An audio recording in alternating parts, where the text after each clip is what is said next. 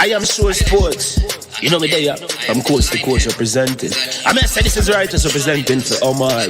You don't know, come get the sports over here from near and far. Boy. Me say I am sure sports, one thing me sure about. When me say sure, that me not doubt. Come get your sports, get it over here. Come subscribe, repost and share. I am sure sports, one thing me sure about. When me say sure, that me not doubt. Come get your sports, get it over here. Come subscribe, repost and share. If me not sure, that me not say it. Know who score, that me not say it. Never know no game play, that me not say it. If me never see no game, me not know who play. For your sports news, better come over here so. For your soccer news, then come over here so. If you don't love sports, still come over here so. For the day done, you are gonna love over here so.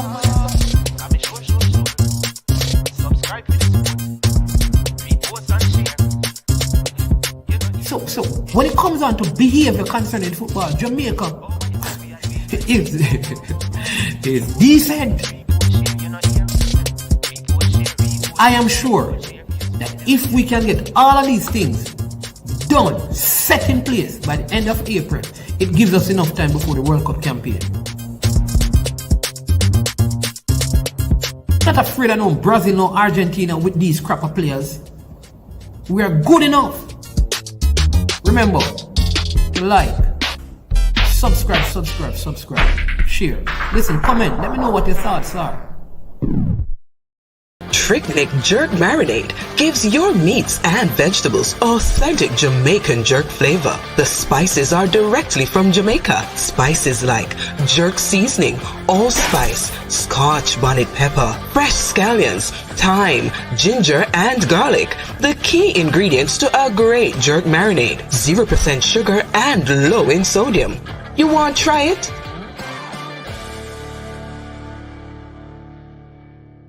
Made of 18 Jamaican herbs and spices. Add delicious, bold flavor to your next grilling experience. Flavoring sauce, a marinade, basting, condiment, or topping. Trick-Nick Jerk Barbecue Sauce.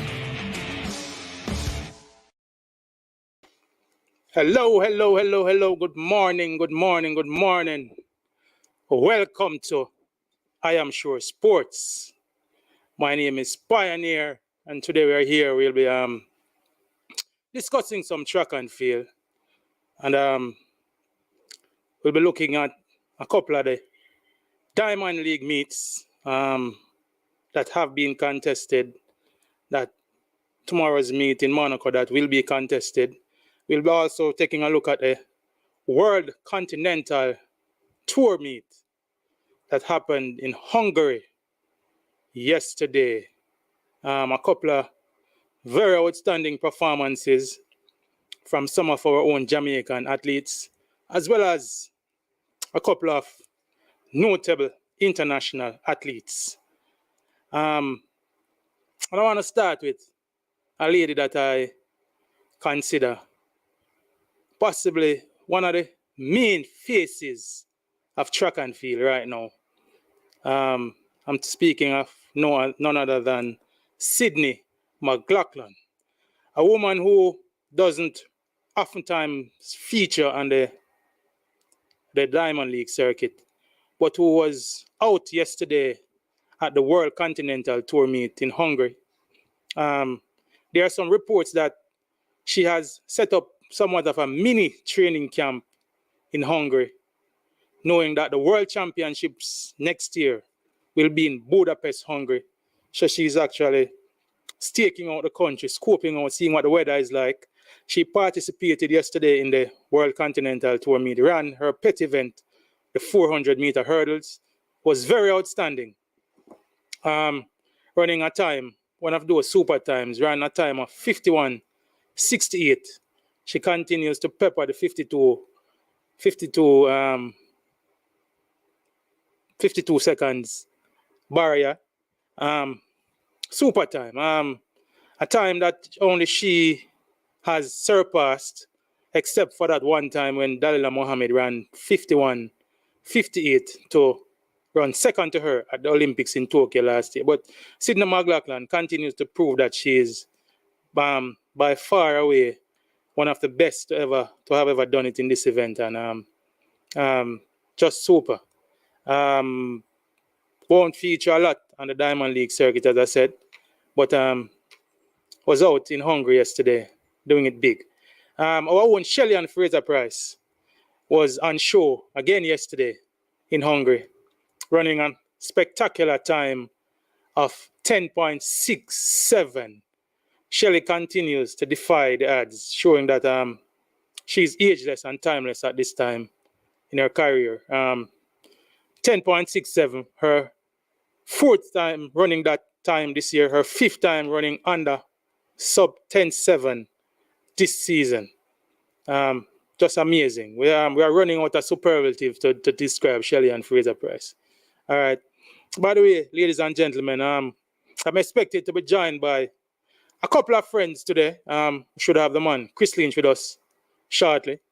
Should also have Coach Minzy from the coach's desk. And we are expecting to have a few other guests with us to take a look at what has been happening on the track and field circuit. It has been a busy last couple of weeks for track and field, especially post World Championships. The action has now moved to Europe. We saw Saturday, we saw Diamond League in Poland on Saturday, Celestia to be exact, and that was whilst the Commonwealth game was going on in Birmingham, England. All right, we have a lot of athletes trekking from country to country, participating in the Commonwealth Games, in these continental tour meets, as well as running in a couple of the Diamond League. So track and field, is alive and well. And as I said, we are seeing great performances from our athletes, some exceptional times being run. All right, I welcome everybody who will be joining us in the comments. Feel free to comment. By the way, people, we ask as you come on the stream, we just ask of you to like the video and share the link. If you're in groups, share the link. If you're joining us for the first time here on I Am Sure Sports, we ask that you subscribe to the channel. We have very, very interesting content on this channel. As I'm speaking, I'm being joined by none other than Coach Minzy from the coach's desk.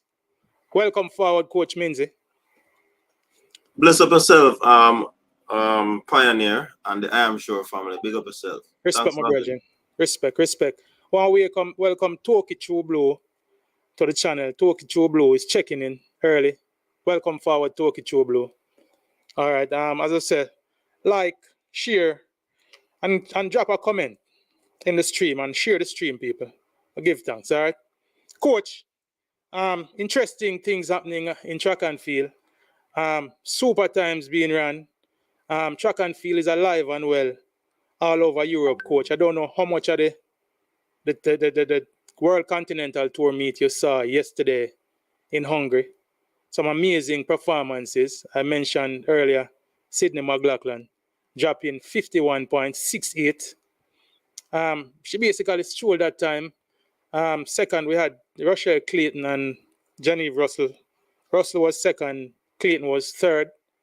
54.443 and 54.45, I think, if I remember correctly, were their times.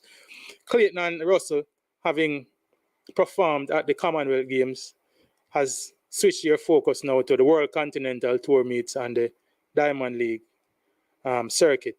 Did you see that race, Coach? You saw that 400-meter hurdles, Sydney McLaughlin dropping 51.68. No, to be honest, I did not see all of the races on the Continental Tour. I watched the 100 meters, the hurdles, 110 hurdles. 100 meters, right? The 110-meter hurdles.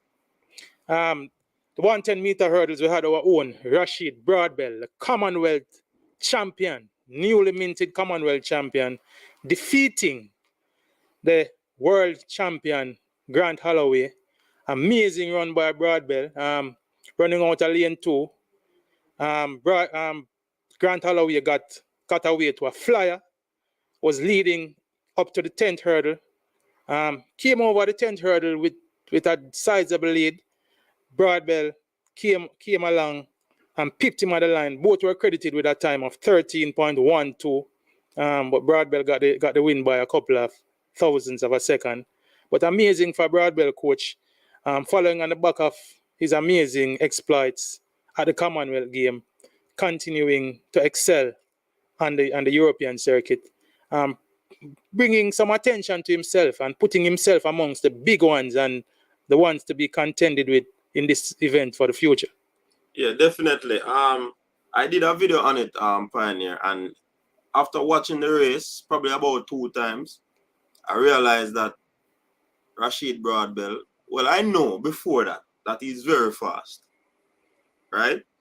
And it is his superior speed that I believe that took him over those hurdles to really catch back Grant Holloway. I said in the video, you have never seen it happen often enough to see a world champion or a top class athlete getting that sort of start that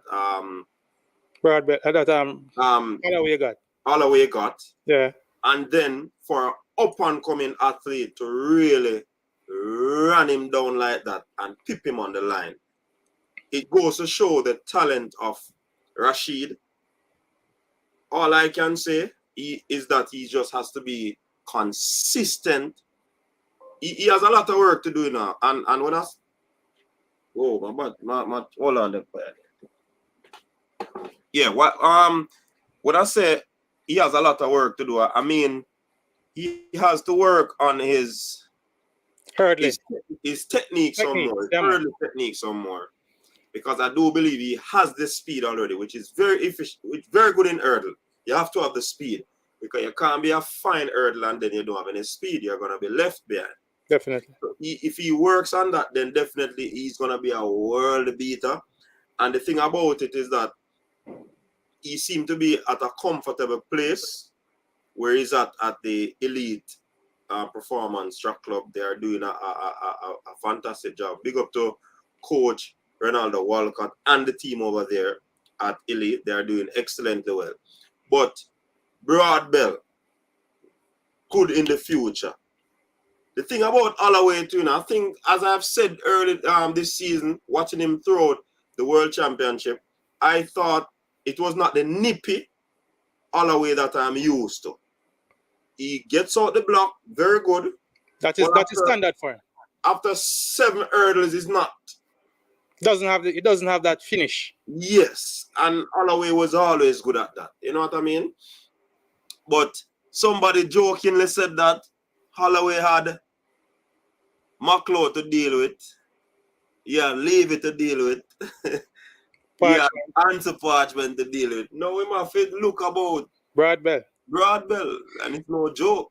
There was a look on Holloway's face yesterday, There was a look on his face yesterday after he was pipped on the line, that look of disappointment and where this little man come from to come and beat me. And in the World Championships final, he had little or no competition with disqualification to Devon Allen and then the unfortunate injury to Hans Parchment. He basically ran against a substandard field. And even with that, he was underwhelming in his performance to win the gold medal. It's good to see him now coming up against quality competition and being exposed. Because I tell people that for me, he has a little bit of weakness after being defeated in the Olympics by Parchment.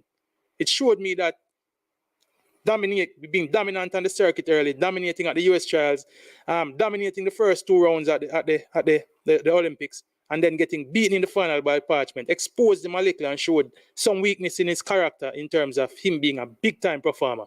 And it was only unfortunate that he didn't have the quality competition. Robertson was knocked out early. As I said, Allen was disqualified for a false start, and Parchment was injured.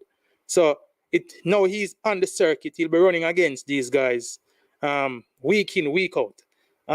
There's also a meeting tomorrow, Coach, in Monaco. A Diamond League meeting. Star-studded meet.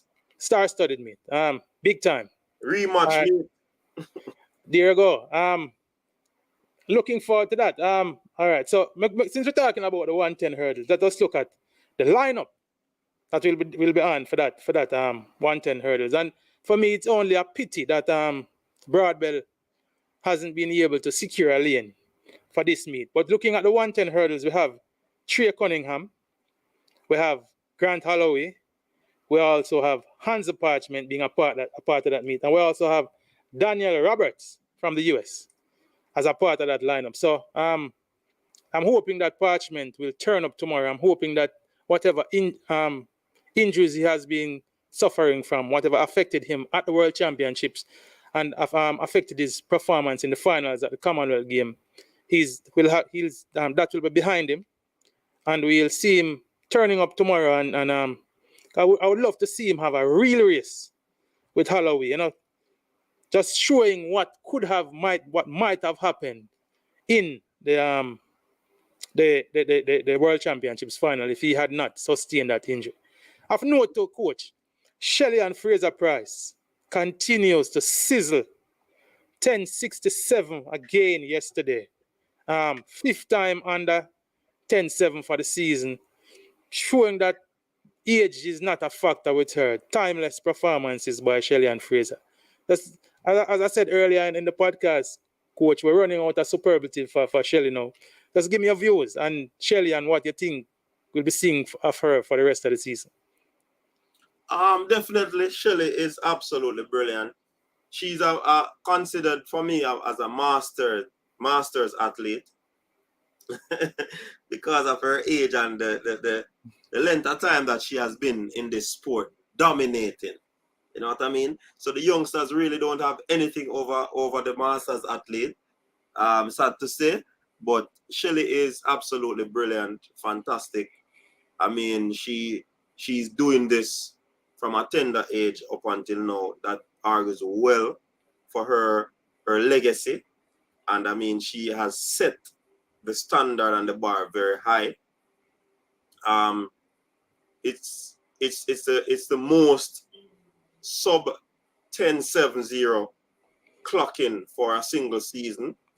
So therefore, she is doing this in record-breaking form. So we have to really, really big up the legacy that Shelly-Ann Fraser-Pryce is creating. Not only that, I believe that she's inspiring a whole batch of generation, whole new generation. Right. Coach. So I mean, she's doing excellent. I am excited. I'm excited to see what she has to offer at Monaco. A lot of people said that in the race that she ran yesterday, she was in cruise control. She didn't give her 100%. And that is mind-boggling to know that she didn't give up the 100%, yet she still, even in her sleep, she earned the 10.6. You know what I mean? So I really want to see her go below the 10.6 though. And I believe that Sharika Jackson will definitely give her that matchup that she needs in order to pull her to the line. I think she's going to go for it this time around. She might give a full 100 meters. And if that happens, she's pushed, then both of them even might go in the 10.5 region. Who's going to be win? I think it is a toss-up, even though Sharika Jackson has never beaten Shelly-Ann Fraser-Pryce over 100 meters. And she said that she's still finding a way of how to beat her. So it is amazing. So definitely I would give Shelly-Ann Fraser-Pryce the edge. And to me, Pioneer and viewers, I'd be disappointed if she don't go sub 10.6. Honestly. I think that is one of her objectives this season, coach. And I think person speak about the world record, the 10.49. But I think another target of hers this season is 10.54 that Elaine Thompson ran the national record last year. I watched that race yesterday, and she definitely she was out of the blocks. She didn't even get her traditional lightning start, but she was out of the blocks, and it was cruise control. Lack of competition. There wasn't much others in the race to provide that competition for her. So, and as I said, coach, I've noted in tomorrow's Monaco Diamond League, she'll have what I consider to be a better field to contend with. Sharika Jackson will be running in that 100 meter tomorrow. Sharika also contested 200 meter yesterday in Hungary. She ran 22.02. Easy race for her. There wasn't much on offer in terms of competition. She got off to a pretty slow start, came off the bend, was behind at 80 meters, started putting on her foot on the accelerator, was ahead coming off the bend a little and just continued to power down the home stretch uncontested without any competition. Cruising to 22.02. I'm hoping that Sharika can provide that competition that I keep saying that Shelly-Ann Fraser needs, coach, to take her beyond that 10-6 barrier. I'm hoping that Sharika will step out tomorrow. There's also a couple other noteworthy contenders in the field. We have Tamara Clark, who is more of a 200-meter specialist, but has a very good PB in the 100, 10.88. There are also Aliyah Hub from the US. Aliyah Hubs was in the World Championships final, was in that race in Poland also. I think she finished second in Poland. There's Melissa Jeffries, who was also in the World Championships final, along with Darrell Nita. Melissa Jefferson. Oh, Melissa Jefferson, my bad. Who also has a PB of 10.82. So she should be there about. Darrell Nita, who is proving to be one of the better British sprinters of this era. Very good sprinter. And Marie Jose Talou, along with Tonisha Terry from the US. So that should be somewhat of a competitive field. I mean, Shelly would have beaten all these ladies, but I'm hoping that she will be pushed by Sharika Jackson to give a very, very, very, very good performance. We'd love to see her cracking that 10-6 barrier and possibly, if not getting to the 10.54 we speak about, at least running a PB. Obviously, she is in the form of her life. 5 times for the season under 10.67, coach. The woman who 7th time going under 10.6, under 10.7. You know, I was watching my Bridging Ray, and I know he's your Bridging to coach because I know he was on your show some time ago. And Ray was asking the question if this season from Shelly-Ann Fraser is the best season we are seeing from a sprinter. One of the best seasons from a sprinter of all times. Arguable. Arguable. Because, and you could say yes or no. Because the times that she has been doing there are historic. Definitely. The amount of times that she has dipped below 10.7, record amount for a season. And she has been very consistent. And not only being consistent, but as a Masters athlete. And she has also won our 5th world title in this year. So it goes to show that, of course, it is in the argument of being the best season ever by a sprinter. Definitely. When all the factors are considered. Exactly. You know, I'm thinking about, coach. All right, let's say, and we just play, I wouldn't say I'm devil's advocate, but we're looking at it in context. Imagine if Shelly-Ann Fraser goes on to next year, 2023, 2024, let's say she does well at the World Champion, the Olympics in 24. There's a possibility that she could be looking at 25 in Tokyo also. At that time, she'll be 38 years old, coach. Yeah. And imagine doing it from 2008 to 2020. No, well, 14 years so far, but if she were to go to 2025, we are talking about 18 years of dominance at the top. At the top. Because she has not fallen off at all. She has lost a few races. In 2011, she was 4th. In the Olympics in 2016, she was 3rd. But she has always been dear about. This is something unheard of. 80 if she were to go to 25. And even at this point, 15 years in, it's almost unheard of for a sprinter to be this consistent, being this close to the top of the pecking order for such a long time. This is more than unprecedented and more than historic. Welcome everybody who has joined us in the screen. Fresh God who wants to big up to yourself. Michael Nemad, welcome forward, my brethren, always here with us. And Berto Yardi wants to big up. Berto Yardi is saying, you guys know if Broadbell will get a lane in Monaco, would be crazy race with Holloway, Pachi, Cunningham, and I mentioned that earlier, Berta Yardi. As it stands right now, looking at the start list, he's not listed. I'm hoping that something could change, and we could see him getting a lane, and it would be, a stellar lineup if he were to be included. How many lanes are in Monaco? I think they are using 9. Let me check and confirm that. I like what the Diamond League has been doing. We saw them doing it. As it stands, we have 1, 2, 3, 4, 5, 6, 7, 8. Well, all right. I'm seeing 8 listed, and I'm not sure if it's a 9-lane track. But when I look at the listing, I'm seeing a couple of French athletes where you'd consider to be fillers.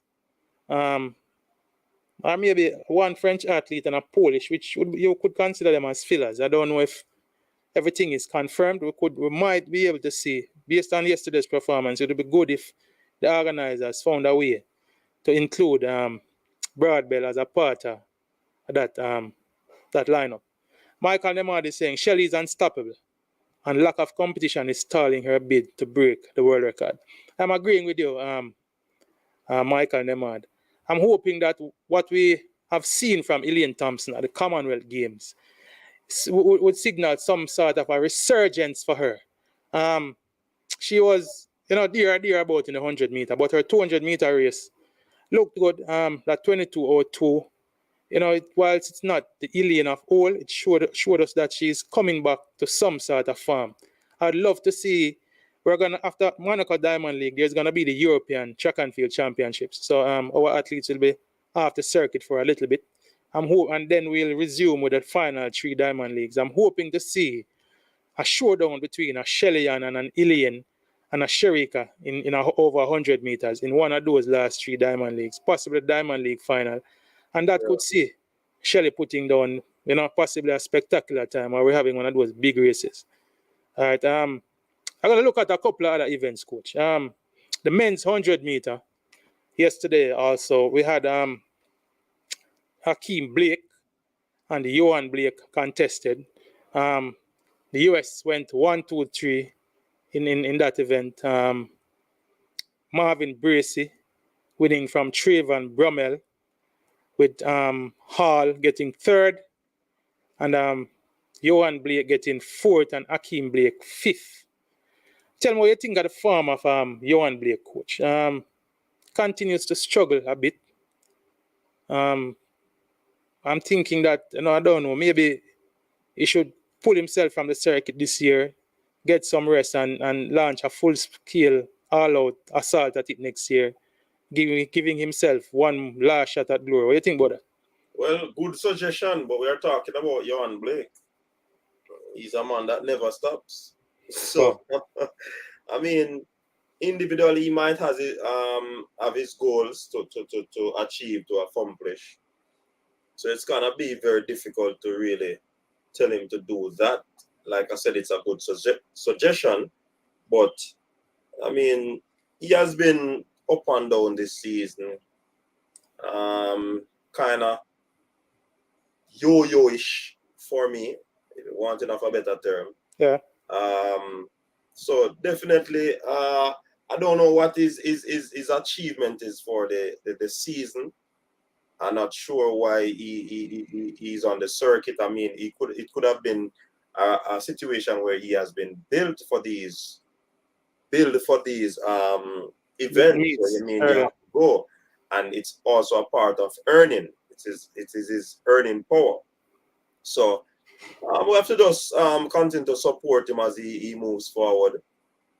He's not at the place that we want him to be in terms of the high-flying athlete. And even when you look at the male side of things, and that's one of the things I'll be talking about later on my show, how the females have been dominating. Because even when you look in the male side of things, there's not much to talk about.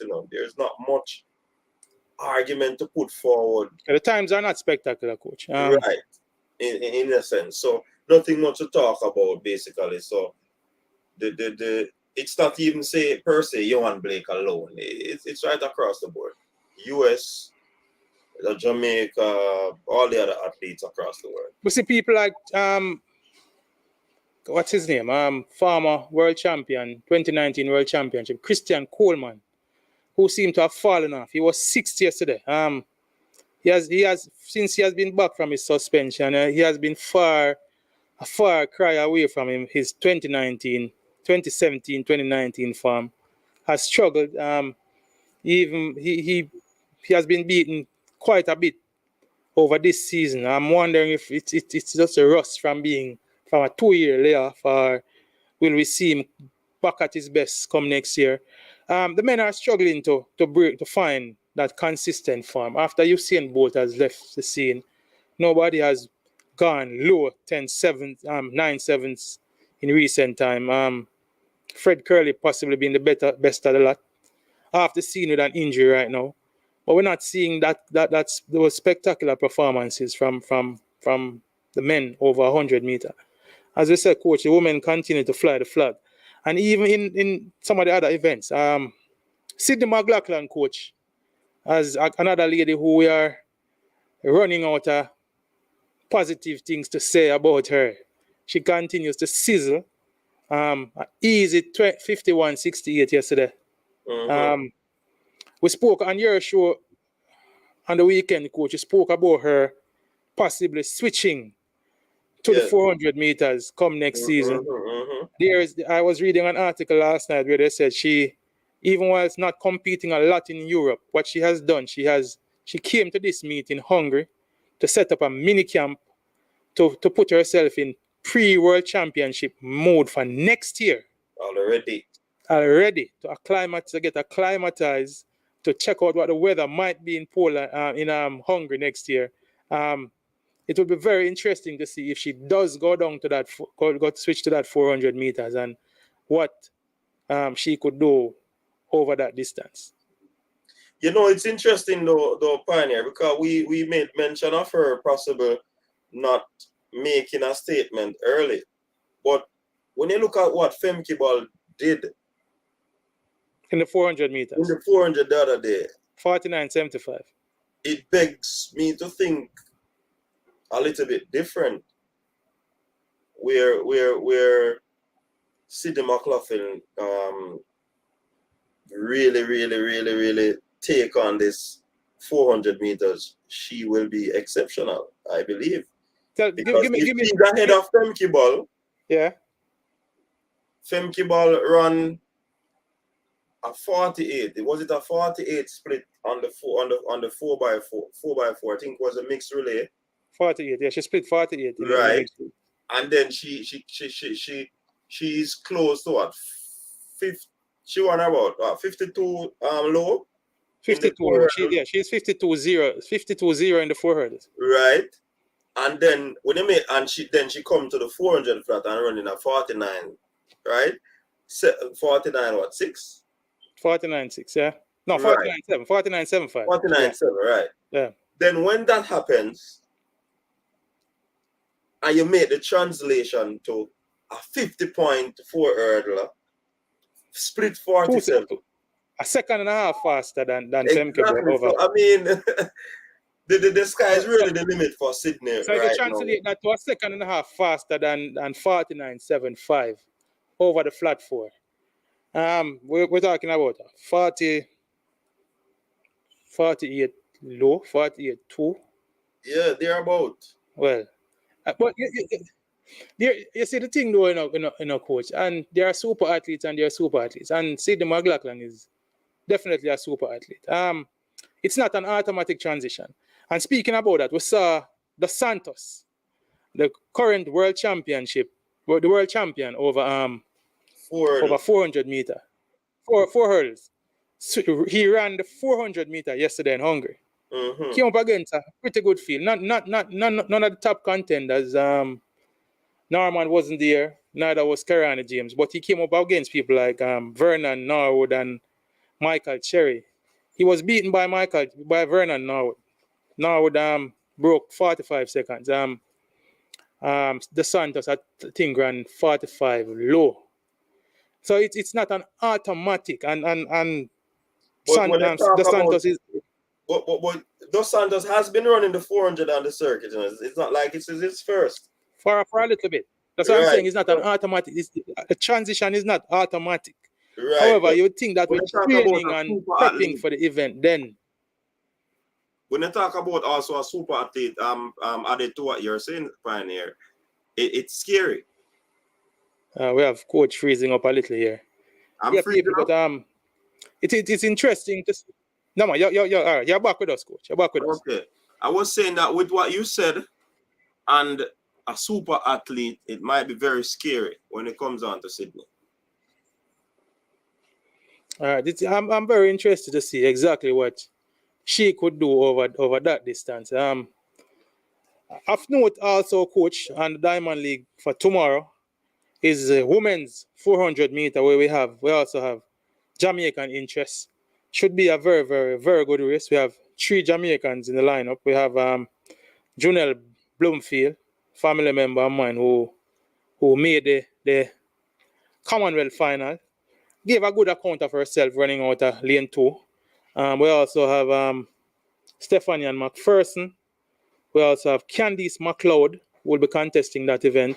And the 3 Jamaican ladies will be going up against Sade Williams, Commonwealth champion, World Championship bronze medalist, and also Shawnee Miller-Weibo, the world champion with a season best of 49.11. That time she used to run the to win the World Championship. Also of note is Cofield from the Dominican Republic. Very good lineup in that 400 meter. I'm interested to see that race between Sade Williams and Shawnee Miller-Weibo. Sade Williams coming off being freshly crowned Commonwealth champion, and a rematch with Miller-Weibo, coach, and also our Jamaican ladies there going up against these two, the Commonwealth champion and the world champion. What are you looking? Tell me what you would be looking forward to in that event, coach. I'm looking forward for an exciting one, Pioneer. Very entertaining one. But somehow I'm going with the world champion, more seasoned and experienced. Sade will definitely give her a run right to the wire. But I think Shawnee would want to bounce back from that defeat to Sharika Jackson in the 200 meters. Yeah. So certainly I do believe she's gonna put on a show. She's definitely gonna put on a show in Monaco for the fans to see. And she is going to have competition from a Sade. Sade will possibly press her. But if you really want to catch Shawnee, you have to go out with her. Or you have to go out, leave her. Is that Sade's race strategy? No. So it might be very difficult for her because Shawnee Miller is superior in terms of speed. So it might be difficult for her. So I'm going with Miller-Weibo, the world champion. Miller-Weibo definitely will be one to be putting down a marker. From all indications, this should be her last season for now contesting the 400 meters. She has definitely stated her intention to switch next year to the 200 meter. I don't know with recent occurrences and with the elevation of Sharika Jackson, that will be the smartest move on her path. But she has stated previously that she has all intentions of switching to the 200 meter next season. So she might be wanting to go out and a bang this season in the 400 meters. And as I said, coach, we have seen her this season running the first 200 meters of her 400 meters very hard, and then maintaining her form going down the home stretch. That was her strategy at the World Championships, and nothing less should be expected of her here. Coming on the back of a loss in the 200 meters, definitely she will be going guns blazing in this 400 meters. Another event of note, coach, this time in the field, is the women's triple jump with our own Shanika Ricketts, recently crowned Commonwealth champion, going on the verge of breaking 15 meters. and she'll be up against the world champion, the Olympic champion, and another superwoman in this sport, Yulimar Rojas. Rojas hasn't competed for a little while. We haven't seen her since the World Championship. It will be interesting to see her and what kind of competition Ricketts will be able to put up against her over in this triple jump event. I mean, like I said earlier, Pioneer, this Diamond League in Monaco, it's really one about rematch, right? A whole lot of rematches taking place, and it's no different between Rojas and Ricketts. Ricketts would have gotten the better of her on the circuit a few times. Rojas hasn't jumped since Worlds. Ricketts have. We could say, have momentum because of competing, and others might say that she has tired legs. You know, to do 6 runs at a triple jump, something that an easy thing, you know. So she might have the momentum biting at the bit of that 15-meter mark, and this might be the opportunity that she wants to, you know, relish in to ensure that she gets that one that has been eluding her for quite some time. You know what I mean? So I certainly believe that Shanika will come out. I know her coach probably getting into her head mentally to. I guess that would be one of their goals, to get her over that 14-meter mark into the 15-meter region. And for me, if she doesn't win and she gets there, certainly that would be a win for me.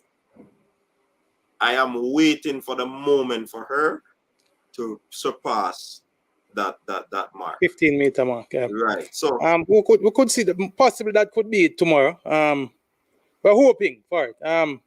She has been knocking on the door for some time. She has been peppering that 14-9 line for a long time, and we're hoping that tomorrow, with added competition of Rojas and fresh off the back of winning at the Commonwealth Games, we're hoping that tomorrow might be the day that she'll do it for us. Big up Brain Drain, you know. Brain Drain, what you say? Yeah, man, Brain Drain. Brain Drain, we don't do nothing that is fake, brother. Everything about it real, you know. We don't wear nothing fake and we don't do nothing fake. You know what I say? So big up yourself, brethren. Then big up Jarvis Paris. Big up Jarvis Paris, brethren. Welcome to the stream here. Big up Jarvis. Another event of note, coach, and this one has a stellar lineup. We saw Arian Knighton yesterday in Hungary contesting the 200-meter in the World Continental. He made light work at the field. His main competitors were Kenny Benerick, who pulled up injured after about 140 meters, 150 meters, and Aaron Brown. But in tomorrow's Monaco Diamond League, we'll have a field that is worthy of an Olympic or a World Championship finals. We have the Lyles brothers, Noah Lyles, the man who just broke the US 200-meter record running 19.31. His brother, Josephus Lyles, who has been having a really good season too. PB this season, 1993. We also have Joseph Fambule from Liberia, another hot young prospect. Knighton is in the field. Of note also is Michael Norman, the 400-meter world champion, who has a PB of 1970, moving down to the 200-meter in tomorrow's Diamond League. Very, very good field, coach. You think that Knighton would want to avenge his world championship loss to Lyles? That could see us in for a very, very fast time. Yeah, man, certainly. Again, rematch. Avengers coming about, you know. Big up to Bertha Yardi. Yeah, man. Give thanks for the super sticker. Yeah, super chat, Bertha Yardi. We give thanks for Bertha. So, trust me, this one is a big one, Pioneer. You know what I mean? Big up brain drain. Big up brain drain. You don't know you're larger than in charge in a brain drain. Anyways, this one is going to be epic in my estimation, Pioneer. Trust me. Epic. Some big guns in it. Yeah, man. Some scores to be settled. And some revenge to be taken. And I think Noah Lyles would say, easy thing this to me, man. Yeah. I've done it already, and it's easy for me to do it again, you know? So a whole lot of personalities will be coming out in this one. I still believe that Noah Lyles is the man to beat. Noah Lyles has a way to get possibly his opponents out of the way. I mean, the key to run a 200 meters, one of the keys rather, is to ensure that you blast off that turn. It is very critical. And that is one aspect of his race that he has worked on for quite some time. When he was running the 60 meters and all of that, not winning, persons were probably saying, then why I'm going on it? It was actually to work on his start. And it has paid dividends. So we definitely believe that Noah Lyles will be going out again and putting up a good show in Monaco. He loves the rivalry, he loves the attention, and he loves to win. So he's going to go out there with the form that he's in. I'm looking for a fast time on Pioneer. All right, well, it's a big up Brain Drain. Respect for the super chat, Brain Drain. You know, I've noted, Coach, and I watched the 200 meters yesterday, and I was watching with keen interest as to how Knightley ran that 200. He was smooth. He made a very smooth transition off the curve. I think what affected him badly was that lane 3 draw that he got in the World Championship. That curve was a little tight for him, and I watched yesterday's World Continental meet with keen interest. I watched him transition off that curve, and it was as smooth as silk. He ran 19.89, cruising basically.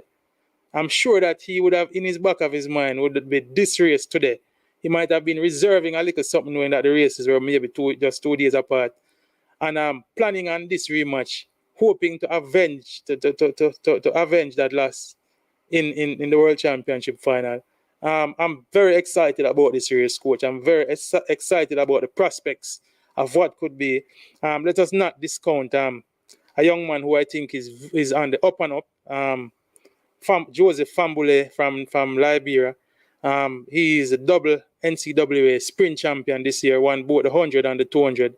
And should be one to reckon with in the future. And I'm sure that he'll be relishing these races, running against these big guys in Europe, wanting to make a name for himself. So this is a very, very interesting race, in prospect.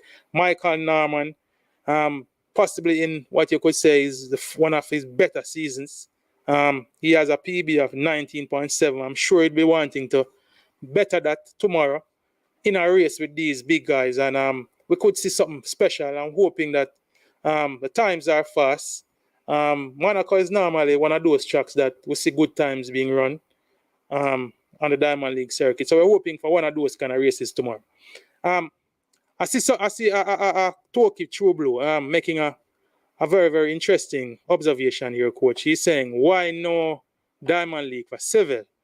And this is something that I complained basically and wondered about pre-World Championship. Why weren't we seeing Seville on the circuit competing against these guys? You know, beating them, getting used to, getting familiar to running with them. And even post, we have no reports of him being injured, Coach, but we're still not seeing him on the circuit. I don't know why. What do you think is accounting for this? I'm not. I want to put my hands on it, and somehow I can't. I don't know what is happening. I don't know if he's hurt. I don't know. I heard that he had some discomfort in the World World Championships. Championship. So I don't know if it has gotten worse or they are preserving him because of, for whatever reason, or he's just not getting on the circuit. His agent probably not doing what they're supposed to do. Many things have been to thought because we have not been hearing anything. Yeah. I'm wondering, we'd love to hear from his camp. We'd love to hear from Coach Mills as to whether he's injured and why we're not seeing him on the circuit. Fourth place. But Pioneer, just to add this, remember the great Usain Bolt was under Glenn Mills' tutelage, and he didn't go on the circuit a lot. Yeah, but we'd see him running a few meets. Few meets. Yeah, we would see him. I remember the meets that would have attracted him would have possibly already been gone. Yeah, but all right, we're coming down to what I would call the gravy end of the season now, Coach. We're talking about some of the bigger meets. Belgium, the meet in Belgium is definitely one. The Brussels meet is definitely one of the big meets. Zurich is definitely a big meet. This meet in Monaco, it's Prince Albert's meet. And he's one of the big track and field fans in Europe. Normally goes out of his way to attract people like Bolt. So we'd see Bolt maybe 2 or 3 times on the circuit. We have not seen Civil on the circuit all season, and this is a complaint that I've had. Oh, and welcome Dre Anyweather Sports to the stream. Big up Dre. Big up Coach Minzy. I want to also welcome a brethren National to the stream. Welcome forward, National joining us via audio. Respect, General. National, big up yourself. A long time in the National on the radio, you know. Manners and respect. I said the man good, you know. Yeah, man, respect, man. See. Big up. Yeah, man. National, I don't know if you have been listening into the conversations we have been having. All right, so I'll bring up this one, this post from Michael Nemad. Michael Nemad is saying Bolt's record is under threat if these two Americans keep up their rivalry, and he's speaking about Noah Lyles and young Aaron Knighton. We're gonna make a take that one, the National. Tell me what you think about this rivalry, and if these two gentlemen going at it could possibly see one of them surpassing the 1919 from Usain Bolt. Looking at the statement, it might well happen. There's a possibility for it to happen. You know my stance already as it relates to records, because as time progresses, everything is becoming more favorable for sprinters to run faster, because people come to see fast times. And if you're going to market a sport, you're going to ensure that fast times are run, whether it be bootsing up the chevron that they run and the spikes that they run in, the garments that they run in, less wind holding them back and all of them stuff, proper dieting and all of them something there. Will let one run faster. As it relates to these two athletes,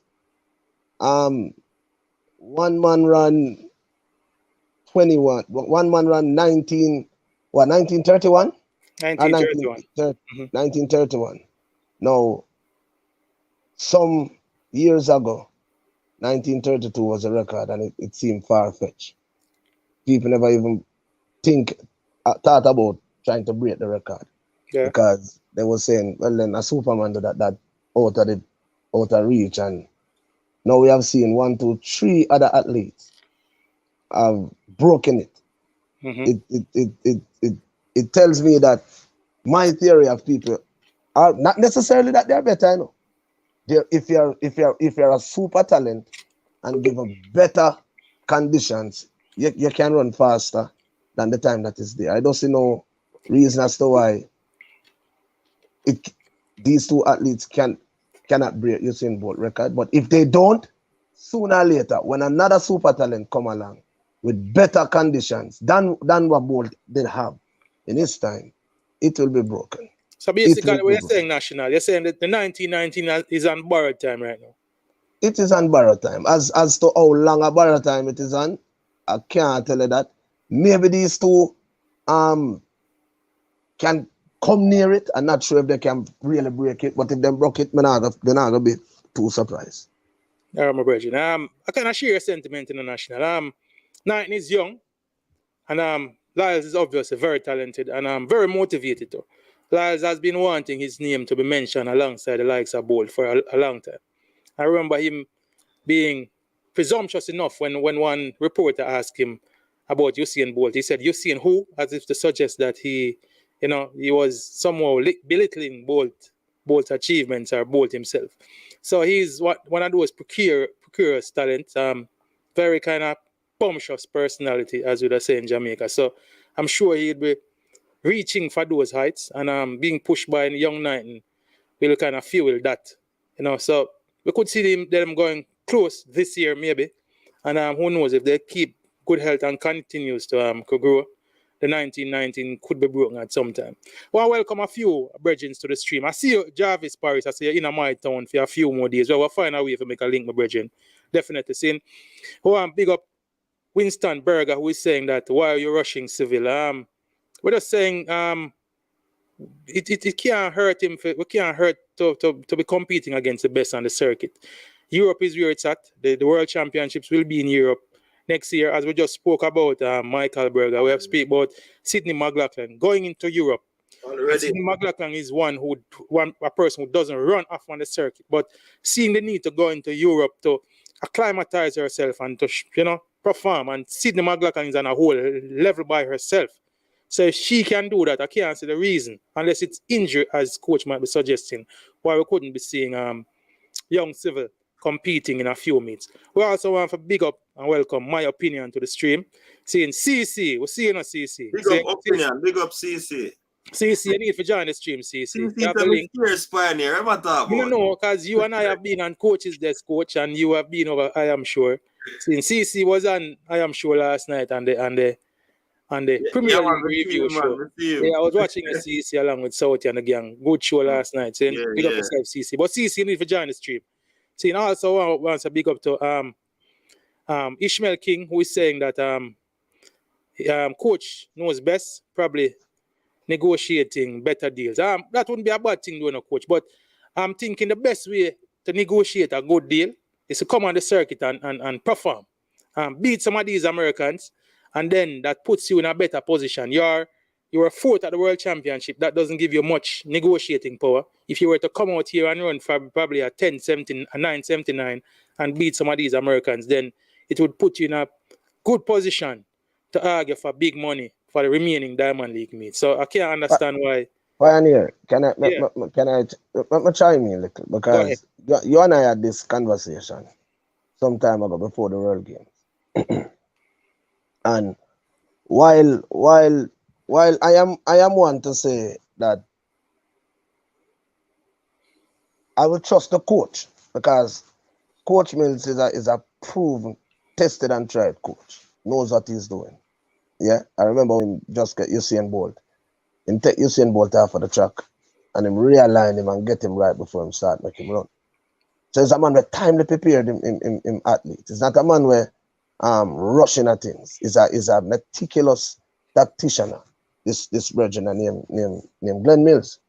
But having said that, though, on the other hand, for someone who's 21 years old, yeah, man, yeah, to go in the European circuit at that age, would it be rushing him for that age? But it simply means that something is not right with the youngster.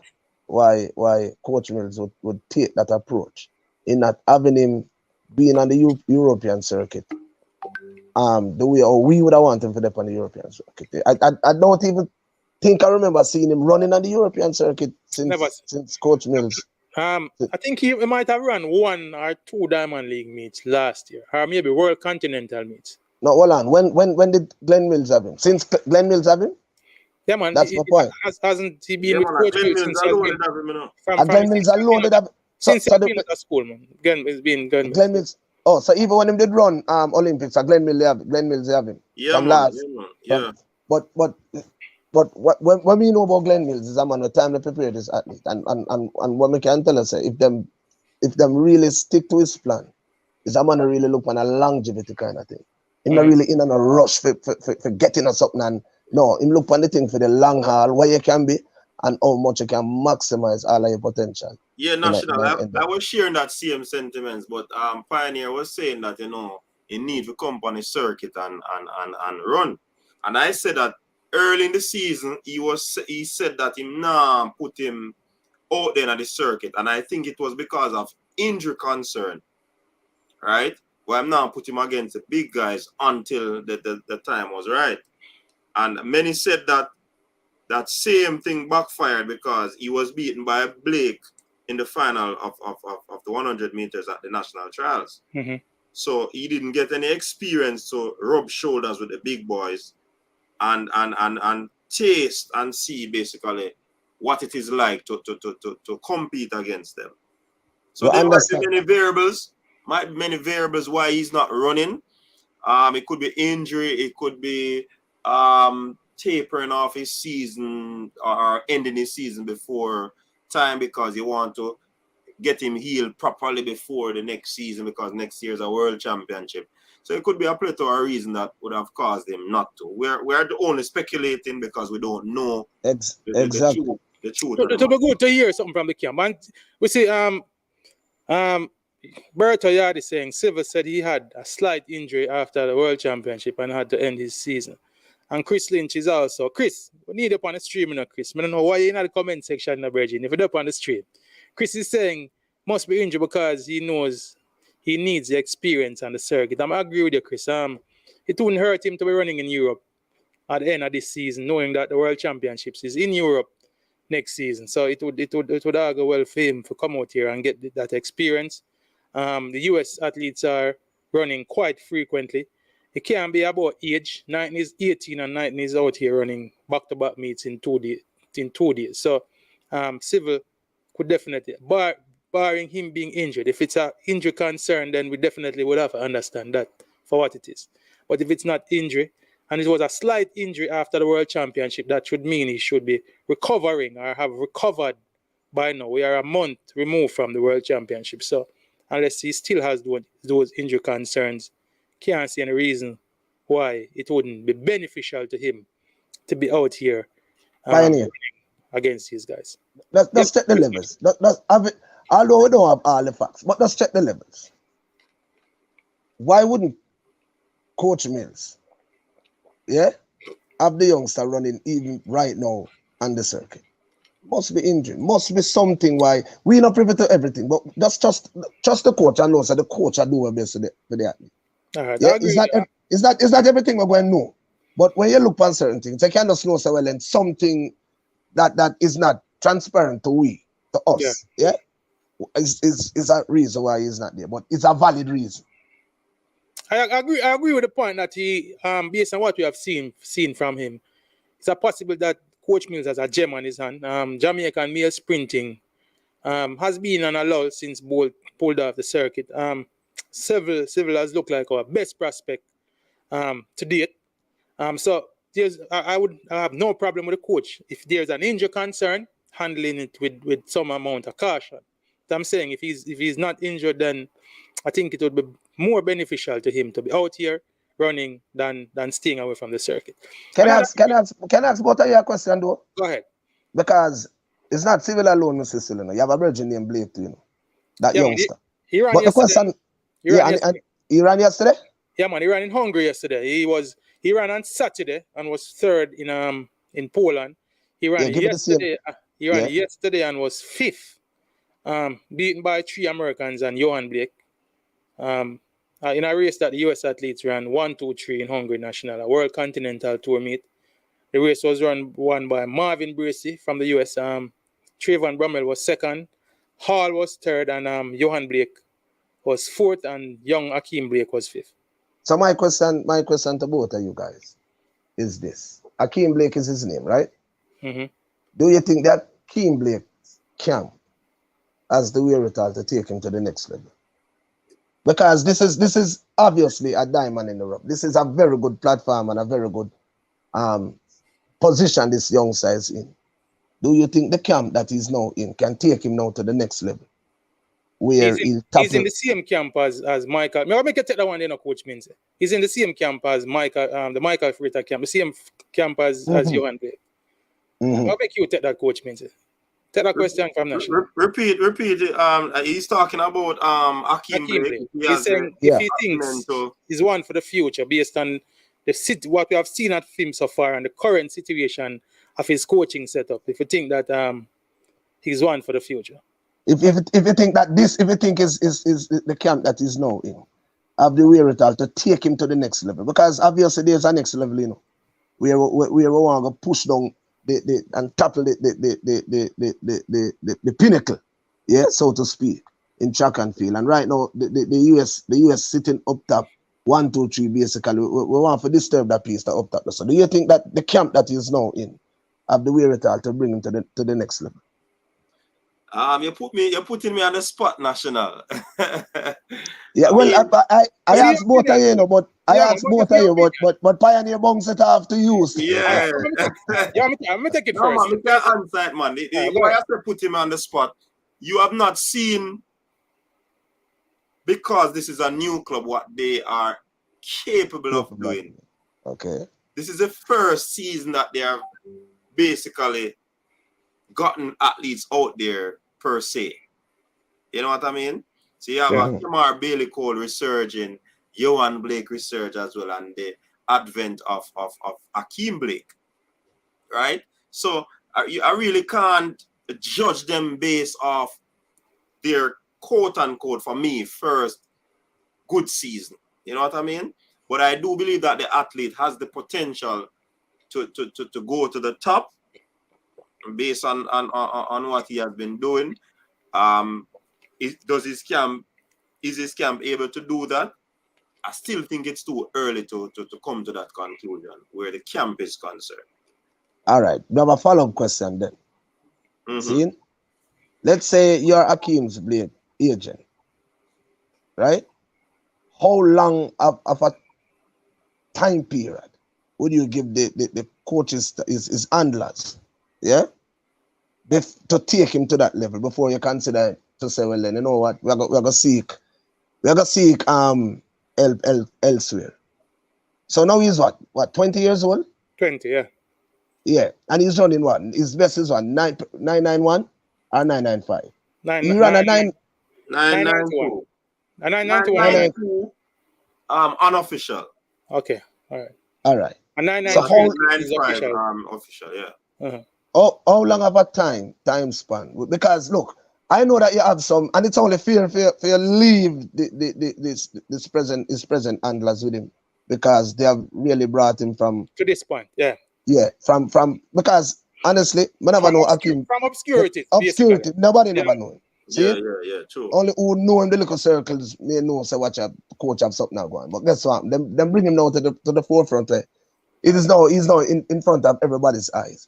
I have seen coaches can bring an athlete or whether a club, whatever, to a certain point, but that's it for them. That's how sports are. Ask me, why it happened that way? I can't tell you. And then now to bring it to the next level, they can't do that. I am not saying that this present coaching staff can't, because it's a new one. So it's only fair that you allow them the time and the latitude to do what they can do with this athlete. But how long of a time, if you are Hakeem's agent, would you give? Remember, time is of the essence to, you know. Yeah, that is true. No, I know you're going a national, but sometimes it depends on the individual. Some people have a long-term trust.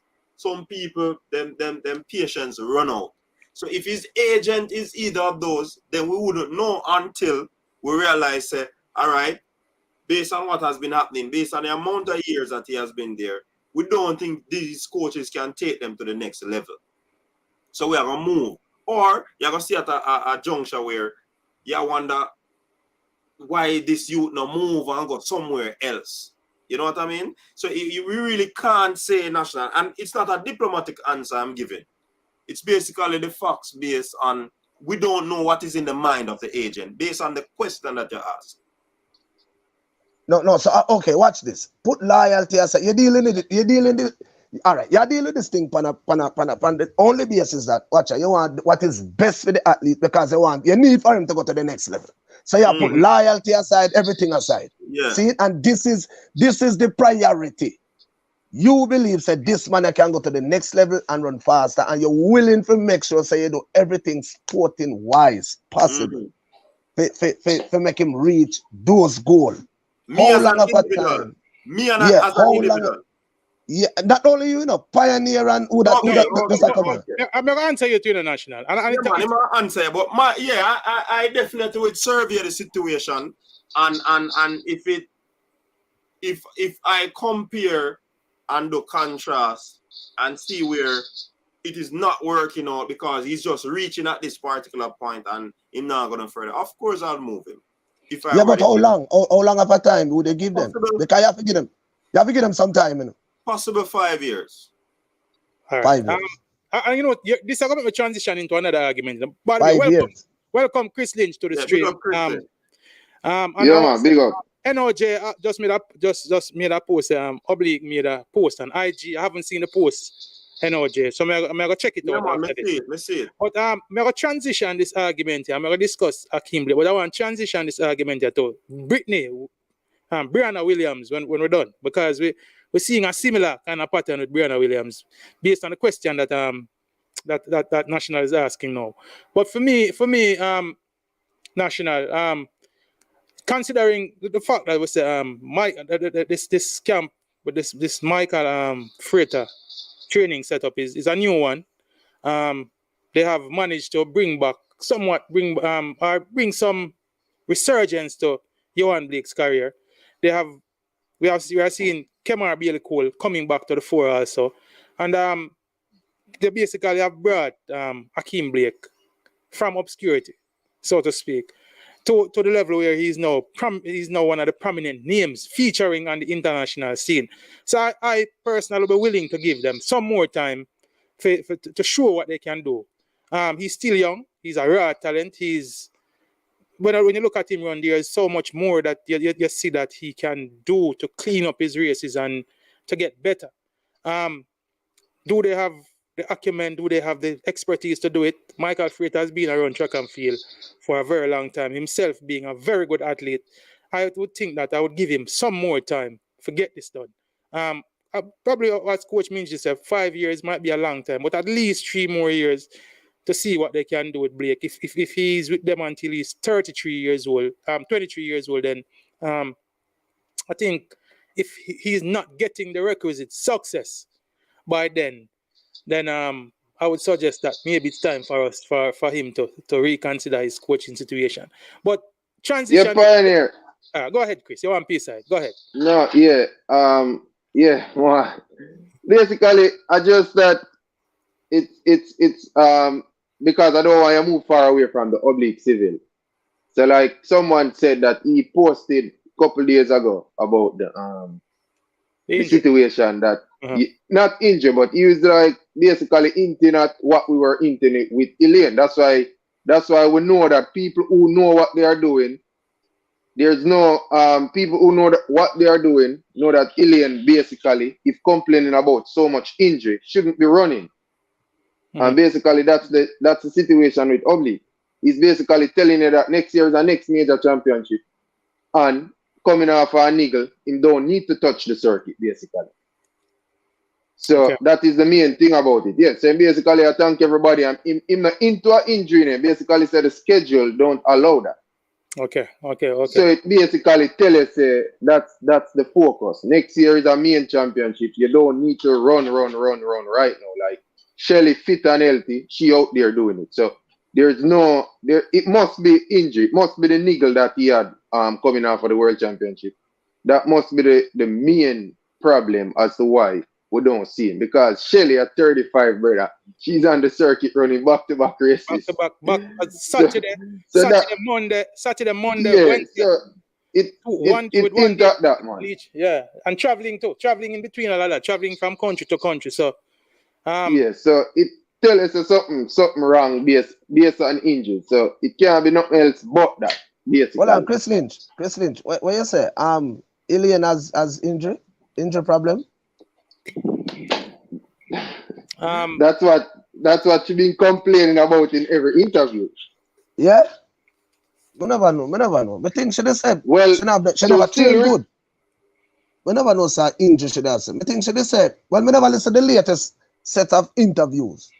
But what I heard... Yeah, she now says she injured right now, but basically she said injuries set her back in the season. Things like shoulder injury. But then again, she's fragile with the Achilles. We know that over the years. We know that. That's why she hadn't had a good world championship under Stephen Francis. It's no choking job or nothing that people put out there. There's no reason why she can go to the Olympics and perform and then go to the world championship and not perform. So I am saying that because we know that the Achilles is always a factor with Ilian. Like running at the Commonwealth Games wasn't supposed to be a part of her of anything for her. Like it shouldn't have been, because a next major championship, is next year again. So I think the good thing was to do is to worry about our Achilles. That's what I am worried about, because it's never been consistent with it keep giving her a good year, then the next year basically off. It keeps doing that. All right, Chris Lynch. Yeah, why I tend to slightly disagree with what you say. And here why I say this. Having looked at everything in chronological order, how it happened. All right, and listen to what the athlete said. What me hear is that even if injury impede our preparation coming down to the World Games, she's not injured now. Mm-hmm. So if she's not injured now, and remember, she come up one season where she run at 10-5 and then something there. See? And 21 low, tear down the entire place. If she's injury-free, as when me believes that is what she convey, the message she try convey. No, she's injury-free. But early in the season, because of slight niggles and things that she have, it alter our preparation. But now that she's injury-free, you never get the best star in the World Games because of the hamper in her preparation. It is only right for her now, to kind of hit back some form. Avoid the Shelly-Ann, because Shelly-Ann, they're at a level where she's not going to beat Shelly-Ann. Yeah? Get some confidence by, go down at the Commonwealth, go win 2 goals, boost up your confidence and everything, and at the same time, try and run fast. If you notice, when you look at the last race that she ran, the 200 meters, she quickly turned to the clock to see the time, because she want to see exactly which part she know. Yeah, she want to try and get back to that. And you're making my point for me, National. That's exactly where I would want it to go. That would be the reason of she being injured. Mm-hmm. Yeah, but this is the problem. This is the problem, National. Coaches know what type of shape their athletes are in. That's why you see sometimes coaches come out and throw out time. This moment, Ilian coach doesn't know what's taking place. So you're talking about the coach. They're looking for the time. They're looking for the time at a championship. Like them don't know what type of shape she's in. When Stephen Francis sent Sharika Jackson, sent Ilian when she was there with them, he basically know what they can do. Same thing when Glenn Mills send out him athletes, them know what them can do. Now you're making the point, Pioneer, make for weeks. Basically, something is wrong. She's not supposed to be running, looking at the clock every second, brother. That makes... Hold on, Chris. Let me look at it. Based on what? So based on what you are saying, Chris, you would think that, and based on what she has come out and said, you'd think that the injuries that she spoke of would have been in the off season, might have been the fact that she ran so hard last year would have resulted in her aggravating some of these whole injuries, and it would have affected her off-season preparations, and as a result, the early part of the season, be it the World Championships, would have thrown her off. But when I look out there, it's not what we see, and I tend to agree with Coach, about Chris, about the coaching situation. In terms of she ran 10:79 early in the season. She has kind of been up and down with her performances, and if you look at it in the middle of the season, you could almost say she regressed in the middle of the season, and now she's coming forward again. Because that 200 meter for me was an excellent race, a 22:02, not the most impressive time. When you looked at her, she looked good. So I agree with you, Chris, that the coaching situation is probably what is messing her up. And you know me, I say she not basically the coach is for me, her coach right now, be it her husband or whoever else is coaching her. They're on a trial and error thing right now. What do you think about that, Coach Mince? All right. Coach. Oh, you know, Coach Mince. National. Because we never know. Well, I know. So your argument, Chris Lynch, is sorry that about that, Pioneer. I was on a call. Sorry. All right, no problem. Your argument, though, Chris Lynch, is not that she's injured, but it's just that the coaching staff doesn't know where her body is or where she is. That is what you're saying? They don't know. Everything that they have done with Ilian all season, I can tell you numerous examples. Everything that they have done with Ilian this season is a trial and error. It's like you go to the doctor and them don't sure what you have and them give you something and then them have to give you something. So Ilian withdraw. I repeat this already, National, but I don't know if you hear it. But listen what happened with Ilian earlier. She had a meet in Birmingham. Withdraw from that meet. They say they cite injuries why she withdraw. You know what she did in Jamaica? She ran the same day when she withdraw from that meet. She ran 3 or 4 races in Jamaica. Yeah. So it's a trial and error. And normally, but wait no, Chris. If you remember, say which part she gonna leave from? For go travel for go to Birmingham. All of them will leave a time and that the little niggas that she under may aggravate things and make things more strenuous for her. So them basically say, yeah, what? Make sure stay home and make sure run. Yeah, because it's not maybe the niggas are not so significant. But 3 races is so all right. What me can say, what I can say, Pioneer, our handlers, they are not Stephen Francis. See?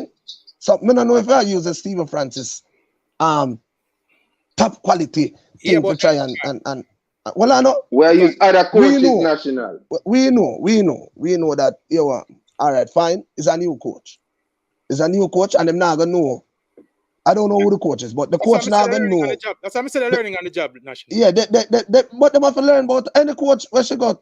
Anyway, they have to learn about that because everybody build up different.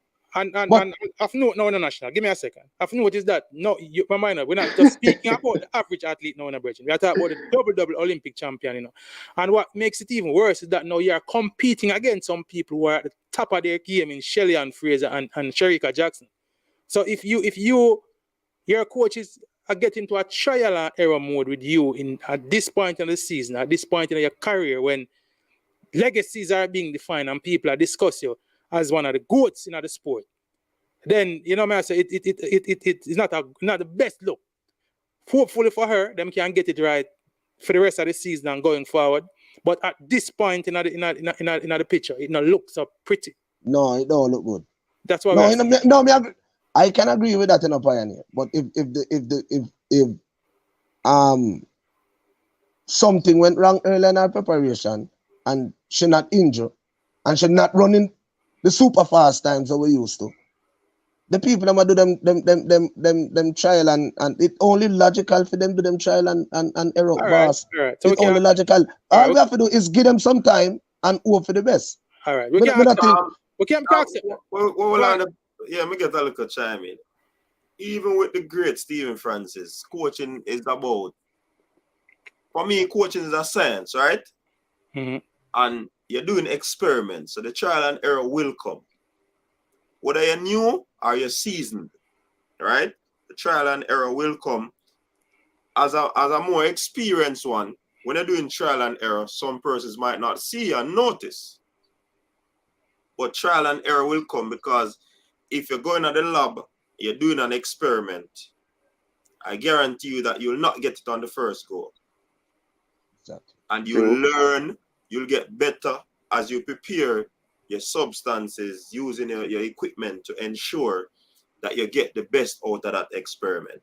So I can say is that even if the coach was trial and erroring, wanting of a better term, it is the way to go for whether you're a top coach, middle level coach, or rookie coach. And like I said, many times You probably don't see it, but me see it. Many times they say top coaches doing experiments or trial and error, as you call it. I only don't notice it because that person is seen as being experienced. So, I mean, even if our coach is a new coach, everybody's not going to get it right on the first go. I made a lot of mistakes when I just start out in the game. And if I were to go to the senior level, even with the experience we have, I still not going to make mistake. Because the same the thing that you did last year or last season, you're not going to do it. You're going to learn based on what the athletes do throughout the season as well. And you have to make adjustment to your program. There's no coach that uses the same program every year. If him do that, you have to go check it. Because if you want improvement, you cannot use the same program every year. Let me say this. I get a feedback and everything. Let me say this, coach mentioned. All right. And you mentioned the lab and the science experiment. But if the science experiment, if you have the experiment, and this is a competition. If you are competing with other scientists, Virgin, and in a year lab, you have to go back in your experiment, you get left out in the game. As we say, if we are talking about a new athlete, then it's a different thing. We are talking about a double Olympic champion. All right, so the fact that she's making what people are consider regression. And we can't go forward. Not when we can't go come forward. So I am prepared to give them the rest of this season and early next season, but it's my hope that after next season, then we'll see the best Shelly-Ann. Yeah, man. I'm correct. Give me a second. Let me just remember when Stephen Francis had a lot of persons were making noises to it. So. Yeah, man. True. So Pioneer. Would you say when Ilian, under the guidance of Stephen Francis, won the first double in the Olympics, and then it comes the World Games, is it that a regression? All right, but we knew legitimately at that time that she was injured national. Because 2017 she never ran the relay, so we know that was injured. 2019 same thing, she never ran the relay. This year she ran both 100 and 200. In 2017 she ran one event. She ran the 100, never ran the 200, never ran the relay. 2019 she ran the 100, never ran the 200, never ran the relay. This year she ran both events, ran the relay, and now we are seeing her running at the Commonwealth game. That is why we are saying obviously the injury excuse is not holding up. No, not the injury excuse. Voila, injury excuse is not holding up, No, in the years that she even had her national and she didn't do well, we could point to injury. But Pioneer, remember this what you said a while ago. Yeah. She had chase. As a matter of fact, she had compete. I get a feedback. Mute yourself a little bit, National. Let me see if I can hear you say that. I get a little feedback in the audio. I don't know. I want to welcome Nicole Wallace, who is always here with us on the stream. Welcome forward, Nicole. Acknowledge your presence. Good to have you with us, darling. Want to also big up Ian Campbell, who is joining us. And Ian Campbell is talking about Sydney McLaughlin. He's saying Sydney McLaughlin is the best year was, and possibly the best year will ever be. Tending to agree with you, Ian Campbell. I want to see what she does now that she's suggesting switching to the 400 meters. Would love to see her going off of that 400 record. Gentlemen, I want to discuss a little bit about Brianna. It sound better, Pioneer? Mute the phone. It sound better when you came out a while ago. So it looked like the distortion up on your end. But you're up now and it's not there. Okay. We can just close off by saying this. Maybe just close off by saying this. Yeah, man. You have a fun there background, National? No. All right, cool. Go ahead. Let me just close off by saying this. I think it is a little bit too premature, yeah, to go at the her handlers. Give the people a chance. See? After next year, I'm prepared to do that international. Yeah, man. It only fair, you know. Yeah, man. It only because when they look the errors as we have to them and now still. No, but when you look at but look here. If injury up hamper your preparation, see? And remember, say your competitors where the competition where they before you have some Shelly-Ann Fraser-Pryce and Sharika Jackson. You can't get them people in a head start, none at all. Whether it be in the race, whether it be in your preparation, none at all, because the competition is so fierce. It is only fair that give the people them a chance, let them have a healthy season, let them can have a good training preparation and everything for them, and bring our come at the wicket and make we see what we happen. I never know that Shelly-Ann Fraser-Pryce could have run faster outside Stephen Francis handling her. Look there at the fifth sub right. what? Yeah, you have a point. Sub 10-7. Yeah, man. So she run faster, older without Stephen Francis. So it is our hope, but you see the problem is that where people make the disparity is that coach Ronaldo Walcott had some pedigree in coaching before at MVP, before he went solo with Shelly-Ann Fraser-Pryce. People are questioning the coaching setup of Ilian Thompson here. As I said to you, to correct something, Berta Yard is correcting. CC, her coach, her husband was indeed at the Commonwealth game with her in England. We saw videos of them celebrating together and in the background together. So he was there. Because of whatever reason, he was unable to be at the World Championships with her. We have heard and speculated about why that is. However, I don't think it's absence. His absence. I think people are more questioning the pedigree of his coaching. And fear are unfair as it might be. People reserve the right to do that. The best that he and her can do to remedy this situation is to go out there and perform, put down fast times, win races, and that will silence the doubters and silence the critics. She's a Jamaican athlete, and what we all wish for her is for her to do well for herself and well for Jamaica. And as a track and field fan, that is my hope. And transition, gentlemen, to a discussion about Brianna Williams. She ran in Hungary yesterday. Was well poised in the race. Faded in the last 30 meters, ended up 6th, I think. At one point, she was second running behind Shelly-Ann Fraser in the race, up to about 60, 65 meters. Faded quickly, was passed by a couple of athletes. And of greater concern, she has withdrawn from tomorrow's Monaco Diamond League. She has been replaced on the program. Don't know what is happening with her, if that is an injury concern again. We have spoken at nauseum and probably speak about it again for the last time. You and I had the conversation on the coach's desk. Coach, I'm going to start with you. Tell me what you think of Brianna Williams right now in where she's at in her season. What you think of her coaching situation and what you think she should be doing going forward. May I put you upon the spot, Coach Minzy? All right. I know that this issue would have resurfaced because of I did a video on it as well about, the combination of Tina and Frano versus Atto and Brianna. Yeah. And a lot of fans out there have been begging for Atto to just release Brianna because they're saying that he doesn't have the time and the acumen then to lead her from where she was. Many say that she has improved under his tutelage every single year. And that is fact. The problem is that it might not be happening as rapidly as persons would have expected.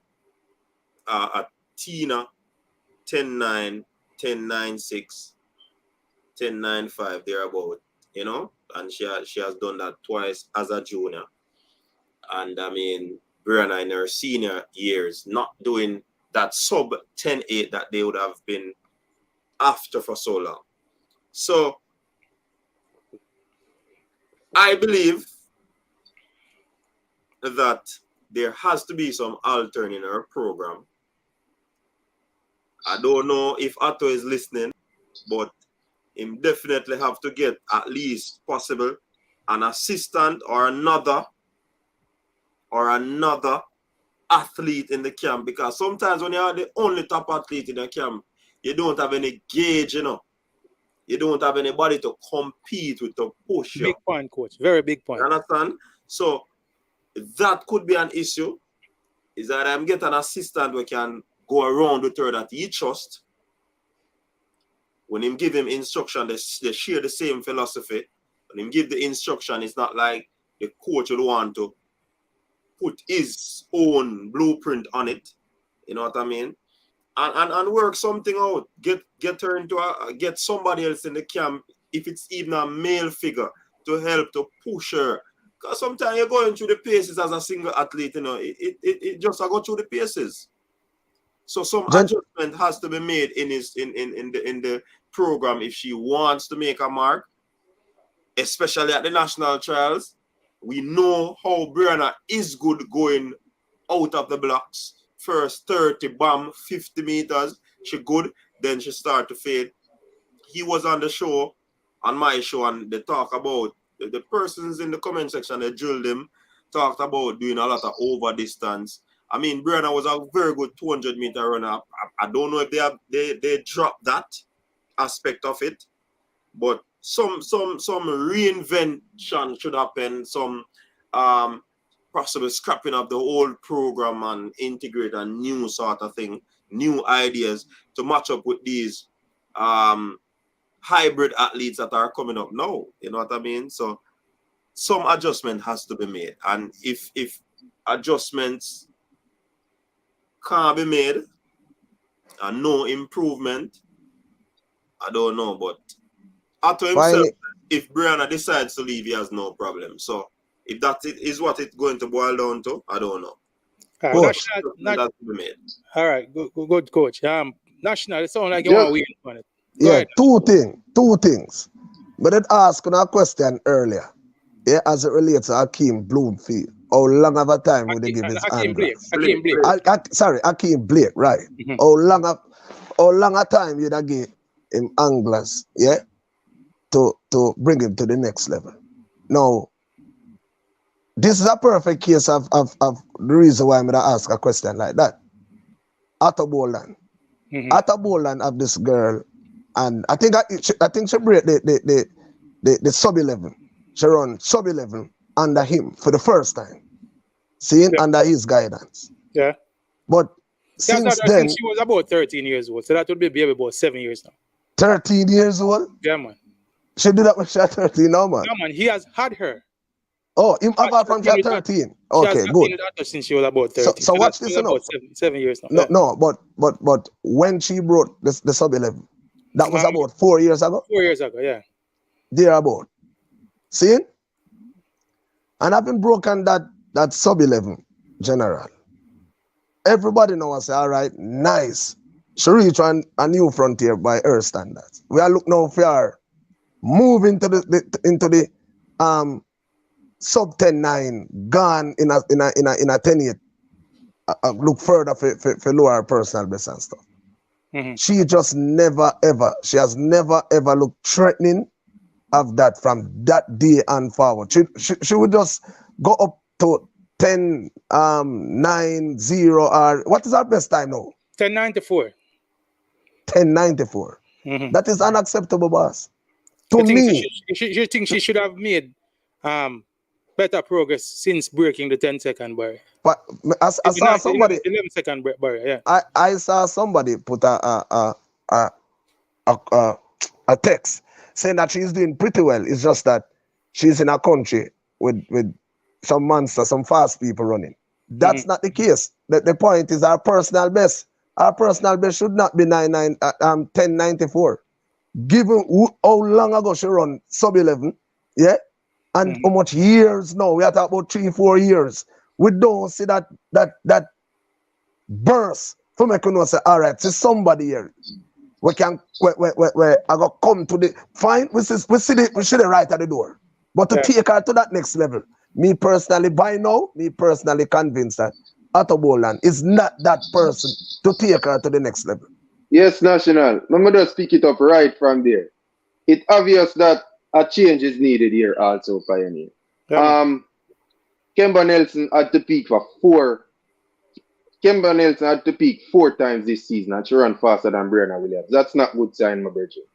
There's no way Kemba Nelson, after the NCAA running so many races, should then turn up against Brianna, who didn't have to do much work. Unlike Kemba, who had to do the 60 meter, she had to peak for a 60 meter season. Then she had to come back and peak for the outdoor season. Then she had to come back and peak for the national championships. And she did peak at these championships because she ran 10.88. Yeah. So she did peak. So it's not good signs when you look at, because you have to measure up against other people, you know. That's how you know if something is wrong or right most times. Because other people getting it done. Kemba Nelson did get it done. She ran 10.88 at the national trials. That's very awesome. I don't think no one expected that outside of probably her and our coach and whoever know and see the background work what's taking place. But she wasn't unscheduled to do that again. That was very good running from Kemba Nelson. Squeeze Shelly-Ann Thompson for a second also at the trials. I am disappointed at the moment where Brianna is because she's a standout at the youth level. I would expect her to be up there. But like I think like coach said, I think Otto would more than likely welcome her moving on. Oblique Civil didn't stay and coach. Like you see a lot of the high schoolers, they don't stay with their high school coaches. You get what I'm saying? They go along and move on. So it would be the same thing like Brianna Williams. She would just be like moving on from a high school coach. In this case, Otto would be like her high school coach. Yeah. So it wouldn't be nothing big, and it's not. Stephen Francis pointed to this in our interview. You know, every coach cannot do the same thing. So every coach, like National also pointed to earlier, this might be the limit that Otto can take her to, and Coach Minzy might be the next assigned one to take her to the next level. Yes, coach. You are the next man. Honestly, would I help you? But coach, but Pioneer. Yeah, give me a look. Give me a chance. Give me a chance. Go on. There are some very interesting points being made, both by you gentlemen on the panel and the persons in the thing. Let me address this one first. Richard, I want to welcome everybody to the stream. Welcome Richard Magra. Welcome MED. Welcome Zenat. Welcome Being Uncle. Welcome all of the persons who have joined the stream. Good to have you here with us, Virgin, and being a part of these discussions. All right. Richard Magrasa, Christiana Williams went to the Olympics 2016. Nobody don't even remember she existed. Injury is her concern, Richard Magra. But something very, very instructive. She was ill as well, you know. She was ill. Injury and discipline. She had an illness from what I've heard. All right, so good. But something of great note that where a coach means, and I give great credence to this, is the availability of other athletes in your training program, brethren. It is competition that you are training for, so it is competition in training that will obviously make you better. We see the athletes, we see camps that have top athletes running against each other in training. The best, bring out the best. Bolt and Blake, Shelly and Elaine, now Shelly and Sharika. Sharika and others in her camp, Elaine and Sharika last season. So it is those camps that have competition in other camps that brings out the best in athletes. And her camp being devoid of other athletes, I've commented and I've been saying this for the last 2 weeks, that I think a perfect training setup for Brianna Williams would be the elite training setup, which Kemba is now a part of and which has Shelly in it. For the persons who are saying that she's progressing, but she's in a country that has a lot of competition, that is a problem. She's in a country that has Shelly-Ann Fraser-Pryce Thompson and Sharika Jackson. But not only are those her problem, now we have a young crop of athletes coming up to take a spot that we had her as being the heir apparent to. We had her as next. She had next when Shelly-Ann moved on. Now there is Kemba Nelson. There are the Clayton twins coming up. There is Brianna Liston. There are all these ladies coming up now that are going to surpass her. We see Tina Clayton running 10.95, a whisker away from Brianna's personal best when Brianna was way ahead of her. So that is the problem now. We are She's not staying with her high school coach either. Neither, there you go. So she has now transitioned. Her high school coach has taken her to this level, and now she's transitioning to another coach, which she expects to take her now to that top level. It is the competitive nature of Jamaica's female sprinting that is why we have such great concern for Brianna and her development. For the persons who are talk about that, so would love to see her. I personally, as I said last year when this question was asked, I said I would give Otto another year, and that year would have elapsed now. We have not seen her progressing steadily. Moving from 1096 to 1094 this season, I wouldn't call that steady progression. Not being able to make the team and not running well on the circuit. If for example, post World Championship would have seen her now progressing. CC, we welcome CC to the stream. Welcome forward, CC. Let us finish with my point and give her a chance to be. If she was progressing, if for example in yesterday's race we had seen her probably running a PB and running second to Shelly, then that could speak to progress on her part. But to me, she's regressing. I don't think after she ran 1094, she has broken 11 seconds again after that. So for me, I think now might be the time for herself and Otto to have an honest discussion and say, listen, maybe it is time for you to move on to another coach and see how best that coach and that coaching program can assist you. And I think a very good program for her, in my opinion, would be the elite group led by Ronaldo Walcott. CC, you have a thing to say her too. You have been saying a lot in the comment section. You're muted enough, CC. You're muted.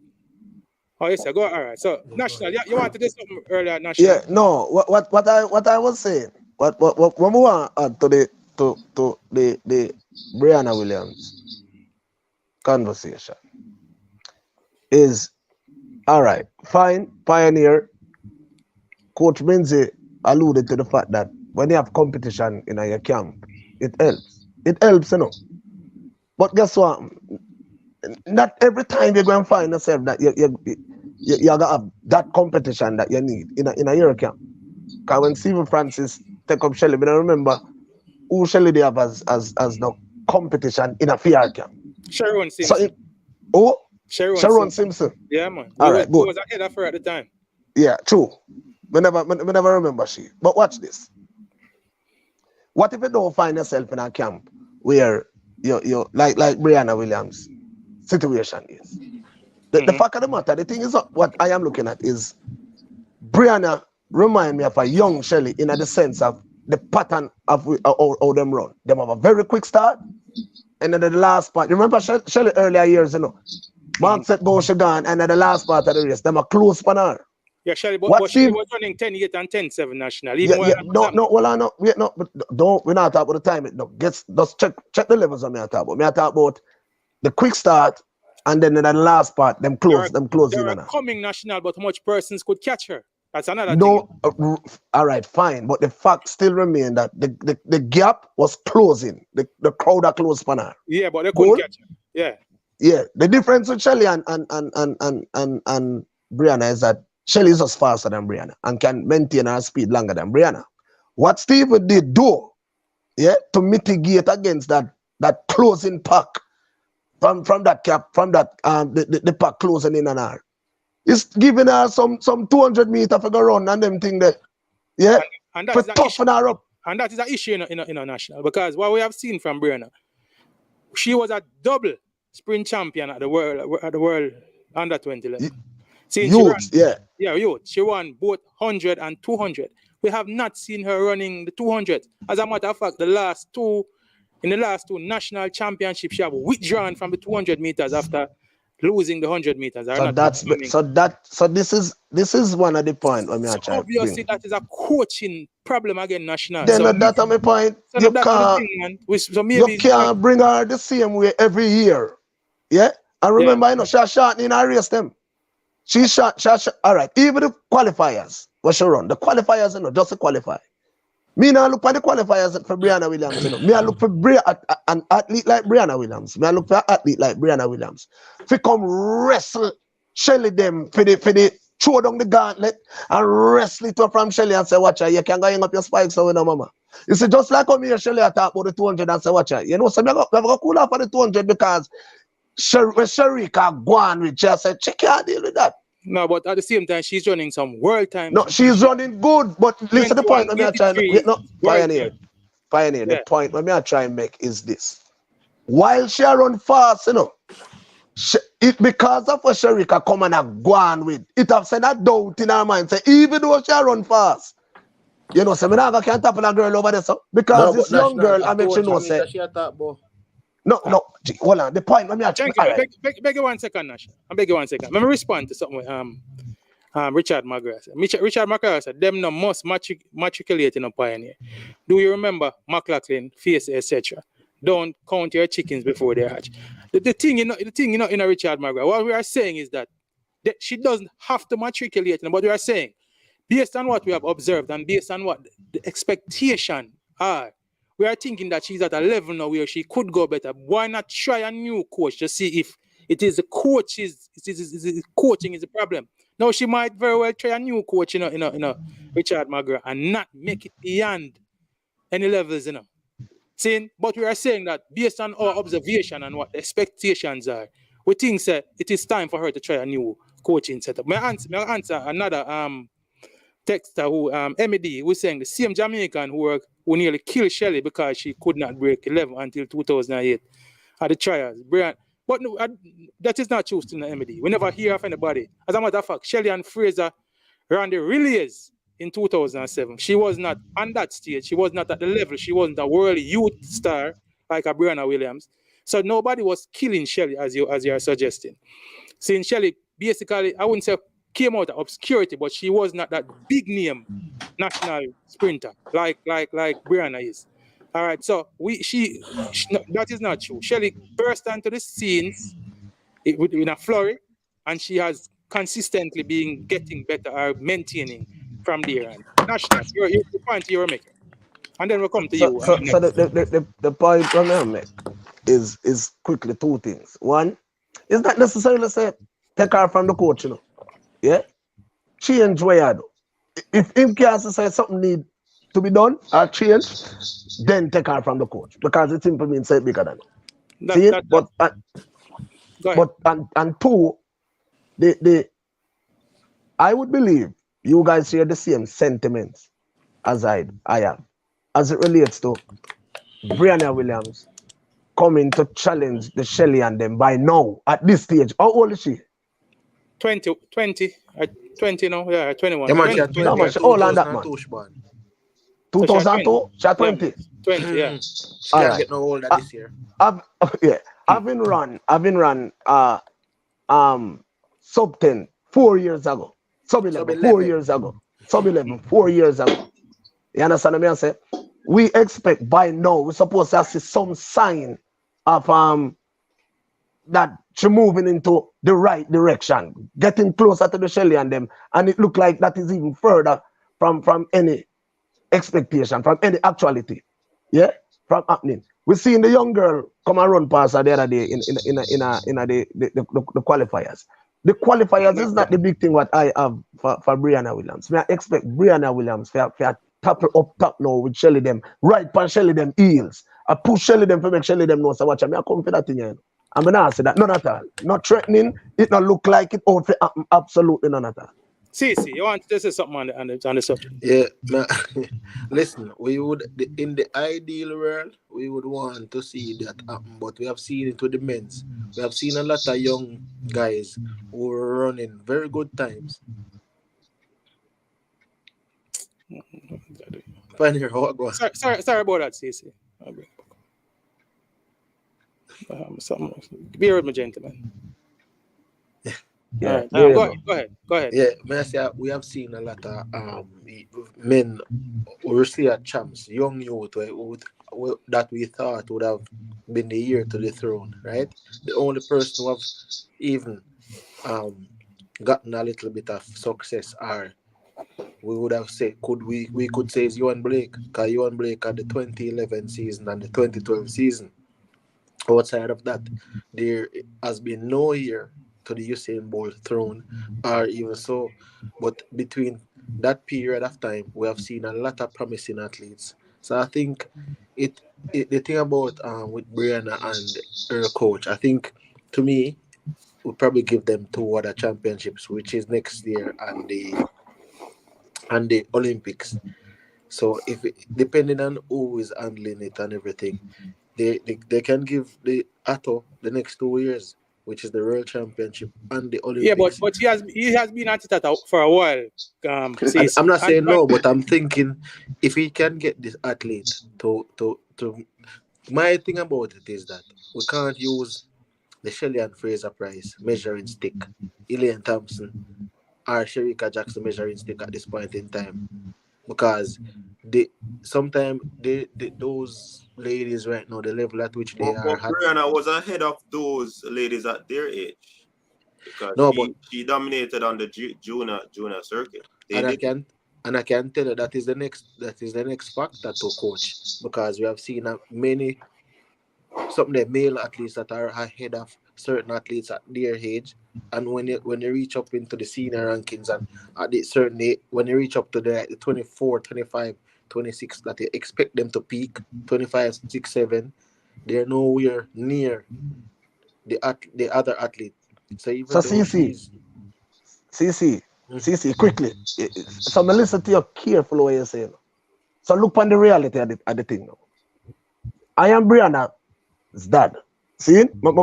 Hypothetically speaking, I will put it that way, everybody know. Me and Brianna's father. Brianna have Shelly-Ann Fraser-Pryce, I had her. Elaine Thompson, I had her. And Sharika Jackson, I had her. Mm-hmm. See? These are my main Nelson.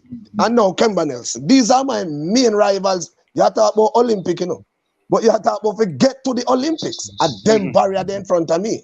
Now when me look and say, watch it, them girls are done around 10-6 and 10-5 and 10-7. And me in a 10-9 from Wapi Kill Philip and now improve. And while them are improve, the people them are around 10-6 around faster than ever, even more, I'm consistently to, me now when in a me 10-9 now start around 11 now. You can't get up under no more chance, brother. We left out the important part to national.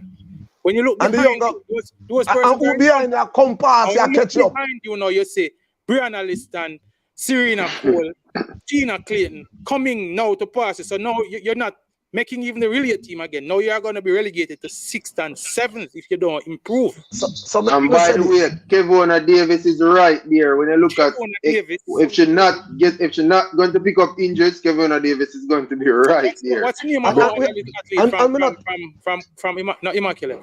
She false started at Julian Alfred. No man, not St. Julian. No man, Jamaican man. Former champs starter. In college, she was left in the blocks in one of the heats, and they didn't recall a race. Oh, what's her name there, man? That little Dynamo there. She's now at Clemson University. Here you go. The line behind Kiara Grant. Kiara Grant. The line behind her right now, and she and Kiara Grant was at one time battling for the national junior record. The line behind her, CC, is long, The line in front of her is quite lengthy. Now the line behind her is the biggest issue behind her right now, coming for that spot. So yeah, the big issue is I'm gonna tell her next year she can make the World Championship team. And the basis that you get a buy, the champion get a buy in both events. So she can make that because they can have 4 people. Who? Shelly? You mean Shelly? No, I'm saying Brianna can make the team next year. Because on what? Because on the basis that Shelly is getting a buy, Sharika is getting a buy. So if she was to run getting a buy in 200. Sharika getting Sharika get a buy for 200 in her. Not for the 100. No, listen to me. I'm saying to you that if Brianna is to enter in both the 100 and the 200, she has a possibility of making the team, because I think she can finish in the top 3. So we are set in order to make the team now. See. All right, so Shelly gets a buy in the 100. Yes. Now, Brianna, to make top 3, you're going to have to make sure that only Elaine and Sharika, who is far ahead of you, beat you. You're going to ensure that Kemba Nelson don't beat you. You're going to ensure that Tina Clayton, who will be in the pro circuit by that time, don't beat you. And all of these other young ladies we just mentioned, you're going to make sure that those ladies not beat you. Not to mention the Natasha Morrisons and the White. Pioneer. Yeah. But that is the same situation that was presented to her the other day. Yes. So guess what? Look here, let me tell you, see, big man thing. Since we talk a while ago, about 2 minutes ago, you know what that tell me? Time now, wait for nobody. We just talk and 2 minutes ago gone already. So if any attach here, she move like no. This is how important. I'm gonna tell you what I not like. Me not know it. Me not like this. It's the mere fact that she not progress and when me at a ball and open at National bug out a little bit. Gentlemen, very interesting discussion. I must say, I am enjoying the discussion, and I'm sure that those who are tuned in, I'm sure those who are tuned in are just as entertained and are very intrigued by the discussion. And for those persons who are chiming in on the stream, who are commenting, I may try to post as many as the comments as I can, because I am finding the comments very, very fascinating, because I'm reading and even being distracted from listening to some of the panelists. All right, very, very interesting. And persons are giving their opinions, people are giving the ideas, people are speaking to the technical nature of what is happening with Brianna Williams. At the end of the day, give me a second, Cece. At the end of the day, all right, go ahead, Cece. I'm going to finish. Somebody mentioned in the comment section that she has been receiving certain type of training from she's 12, basically professional training, and if you look at that, if that is the case, for us to even say, and some persons say that she's ahead of Shelly at that age, Shelly never did receive them type of training there. I doubt Shelly was even taking track and field serious at that point in time. That speaks to the point where I make. So that is the next scenario where you can look at it like that, where one person has been receiving for the last 8 years a certain type of training, and the other persons only took track and field serious in the year 2006, 2007, 8. So Pioneer and Cece, can we safely say that she probably has been burnt out? There's a possibility. And before we get to that conclusion, I think the logical thing to do now would to have her try a different coaching setup to see what a new coach could get out of her, or if a new coach could bring her to a new height, or to see what she has left in the bag. Obviously, for me, I would say after 7-8 years with Otto, he would have taken her as far as he can, and it would be my suggestion. And then we all know reins as to what she does. That's totally up to her and her family and her backings and her backers as to what she does. But for me, seeing that she has developed, Otto has brought her this far, much credit to him. But I think that for her to make that next step, or to possibly make that next step, then maybe it is time for her to try a new coaching setup. And Pioneer, I like to use good examples here. So coaches are big factors in what athletes do. Hearing a feedback, I don't know, like somebody watching something. Yeah, I don't know if somebody, I don't know, national. Are you in that? You get a feedback from a... No, I'm not watching. No, okay.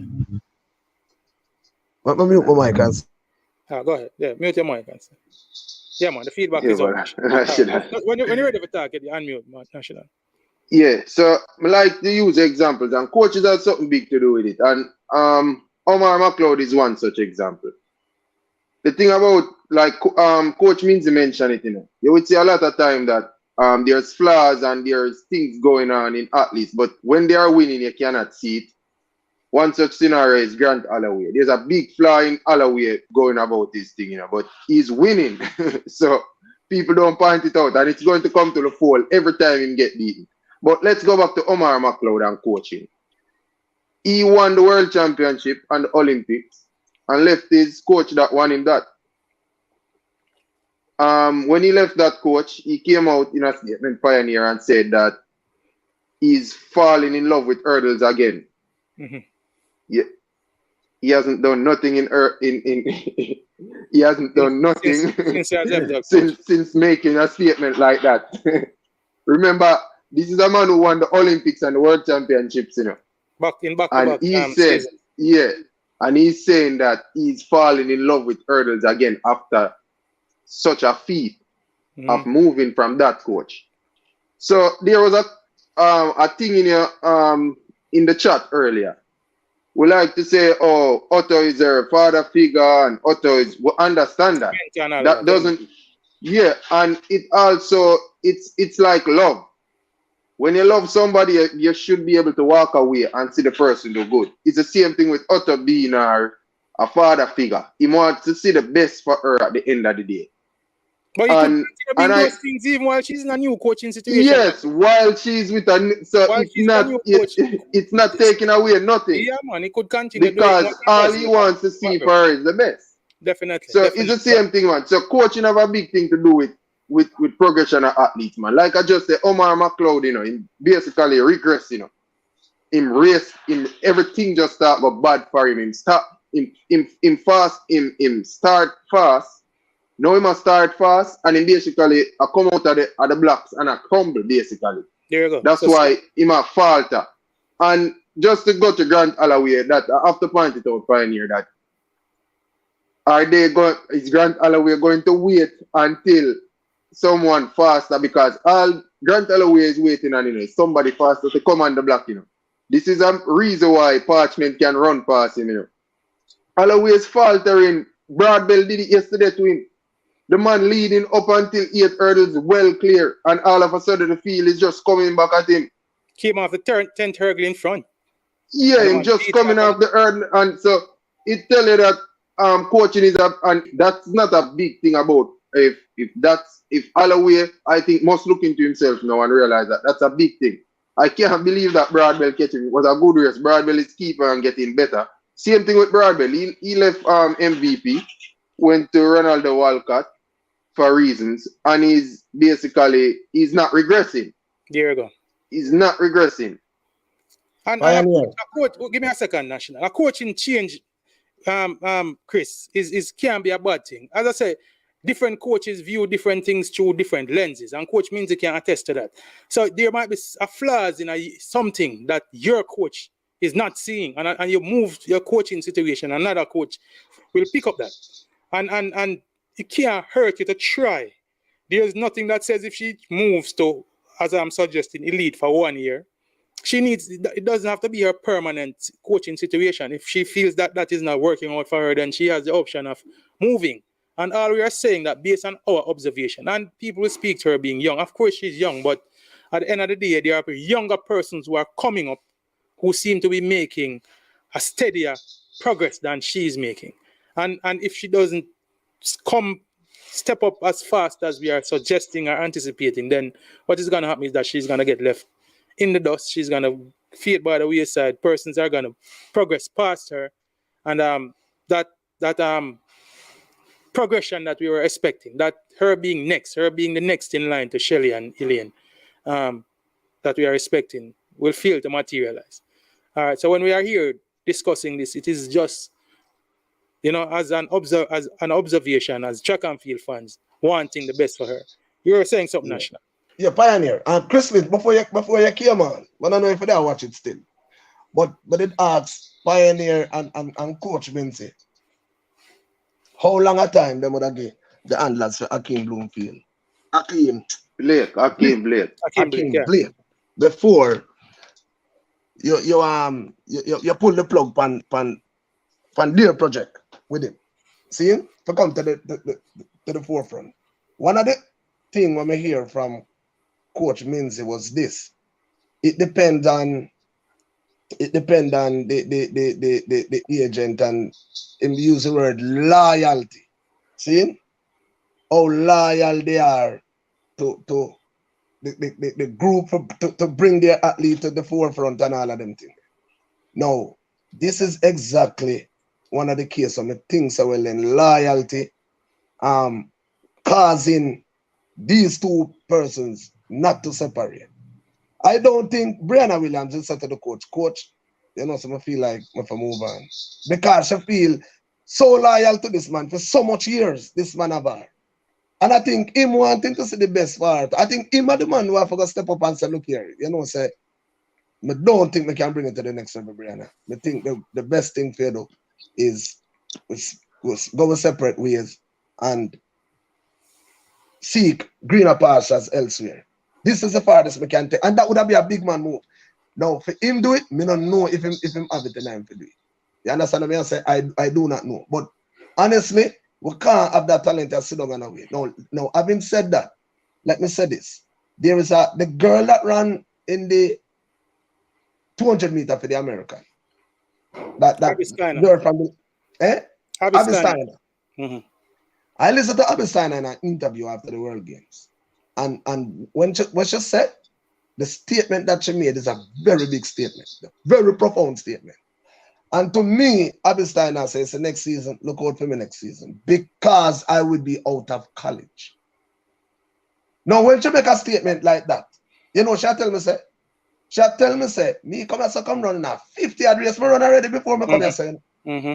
So you say next season, when me can meticulously take out my race them and choose my race them and prepare timely for this, Ellen Powderhouse spread. Not peak 4 times, but just peak 2 for your trials and then at the championship. And Powderhouse. Now, Brianna. See? Some coaches not change them athlete program to peak for the trials today. Some of them really peak trials. That is some coaches. Yeah, that's true. We see it a lot of times. But that's a big reason why Pioneer question a lot of US athletes, because the coaches don't seem to get the best out of them when it all matters. Gentlemen, nothing is wrong with double peaking still enough. Nothing is wrong with it. It happens. I mean, it happens in every season. Yeah. Some athletes peak 3 times in a season. All right, we see a virgin Rose Yam. Rose Yam is asking what time were Elaine and Shelly running at under 20. The thing is that Elaine and Shelly Rose Yam wasn't in the professional setting that Brianna is in. Brianna has been a professional for the last 3 years. And as I said, in an era, Rose Yam, where times are getting faster. In both sprints, over the 200, we see the advent of so many persons coming along. We see both in the US. And if you were even to compare Brianna to Veronica would have been a good example for Brianna. Yeah, but if you were able to compare Brianna to some of the US athletes, Chris, like the Tanika Terry's and the Tamira Clark. She beat her at World Youth. She beat TT at World Youth. At World Youth, and those persons are progressing past her now. So, that speaks to a need now for it. So not only is she being surpassed at the local level by our sprinters, she's being surpassed by those of her peers on the international level. So can't be a bad thing to suggest a new coaching setup. So we have to give some credence to that argument. Gentlemen, we have been at it for some time. And give thanks to everybody who was a part of the stream. I want to big up to Coach Minzy, who have been with us since the beginning. I want to big up the national. Virgin will continue to give thanks to your presence in the national. Jamaica has been complaining, so they haven't been hearing you. And you have given your time, saying your energy to I Am Sure Sports. We come join us and many of our discussions. So we give thanks. You can be a part. Chris, you know what, go Virgin, you are always here with us. Yeah, always give us the strength, always give us the energy. Continue. Chris, we have a basketball show come up. There's some interesting developments happening in the half season. The NBA, we're going to discuss some of that before the week is out. And I want to give thanks to CC, who was here with us previously. I want to give thanks to everybody who joined us in the stream. A lot of names, probably too many to mention, but to people like MED, people like Michael Nemad, I want to say to Rosiam, who joined us later, Berto Yardi, Rob Smith, who is always here with us. Give thanks, Rob, for your comments, my brethren. Give thanks to everybody who took time out of their day to be a part of this stream with us. Tell Chris Lynch to come back there quick. I'm back, sir.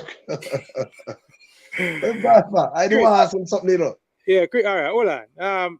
Chris, I don't know if you listen, but National say more have a discussion with you. Richard McGrath, Eagle Republic, Ian Campbell, everybody who joined us, Bertha Yardi, we give thanks everyone who was here. Nicole Wallace, who is always here with us, people like Jeremy and God, my opinion, everybody who was a part of the stream wants to give thanks in the presence. Do remember, people, like the stream. Before you get off the stream, like the stream. That helps us to grow. It helps us to reach a wider audience. All right, and tell a friend, man. And tell a friend to tell a friend that if you were a part of the discussions and you like what we're discussing here, if you find what we're doing intriguing, entertaining, and informative, be sure to share. If you're a part of a group, be it a school group, share the content in the group. Someone might just have similar interests and might take note of what we're doing and subscribe to the channel and help us grow as we continue doing what we're doing. We're giving thanks. All right. National look like Chris now forward, you know. So yeah, no worries. I'm gonna show you your Chris number, your game a link. I know just like me and you, we always are discussing sports in private, nothing different. You understand? Give thanks again, Coach Minzy, for being a part of the discussion, my brethren. And this is I Am Sure Sports, and my name is Pioneer, and we are over, as Manningsman like to say, we are over and OUT out. Give thanks.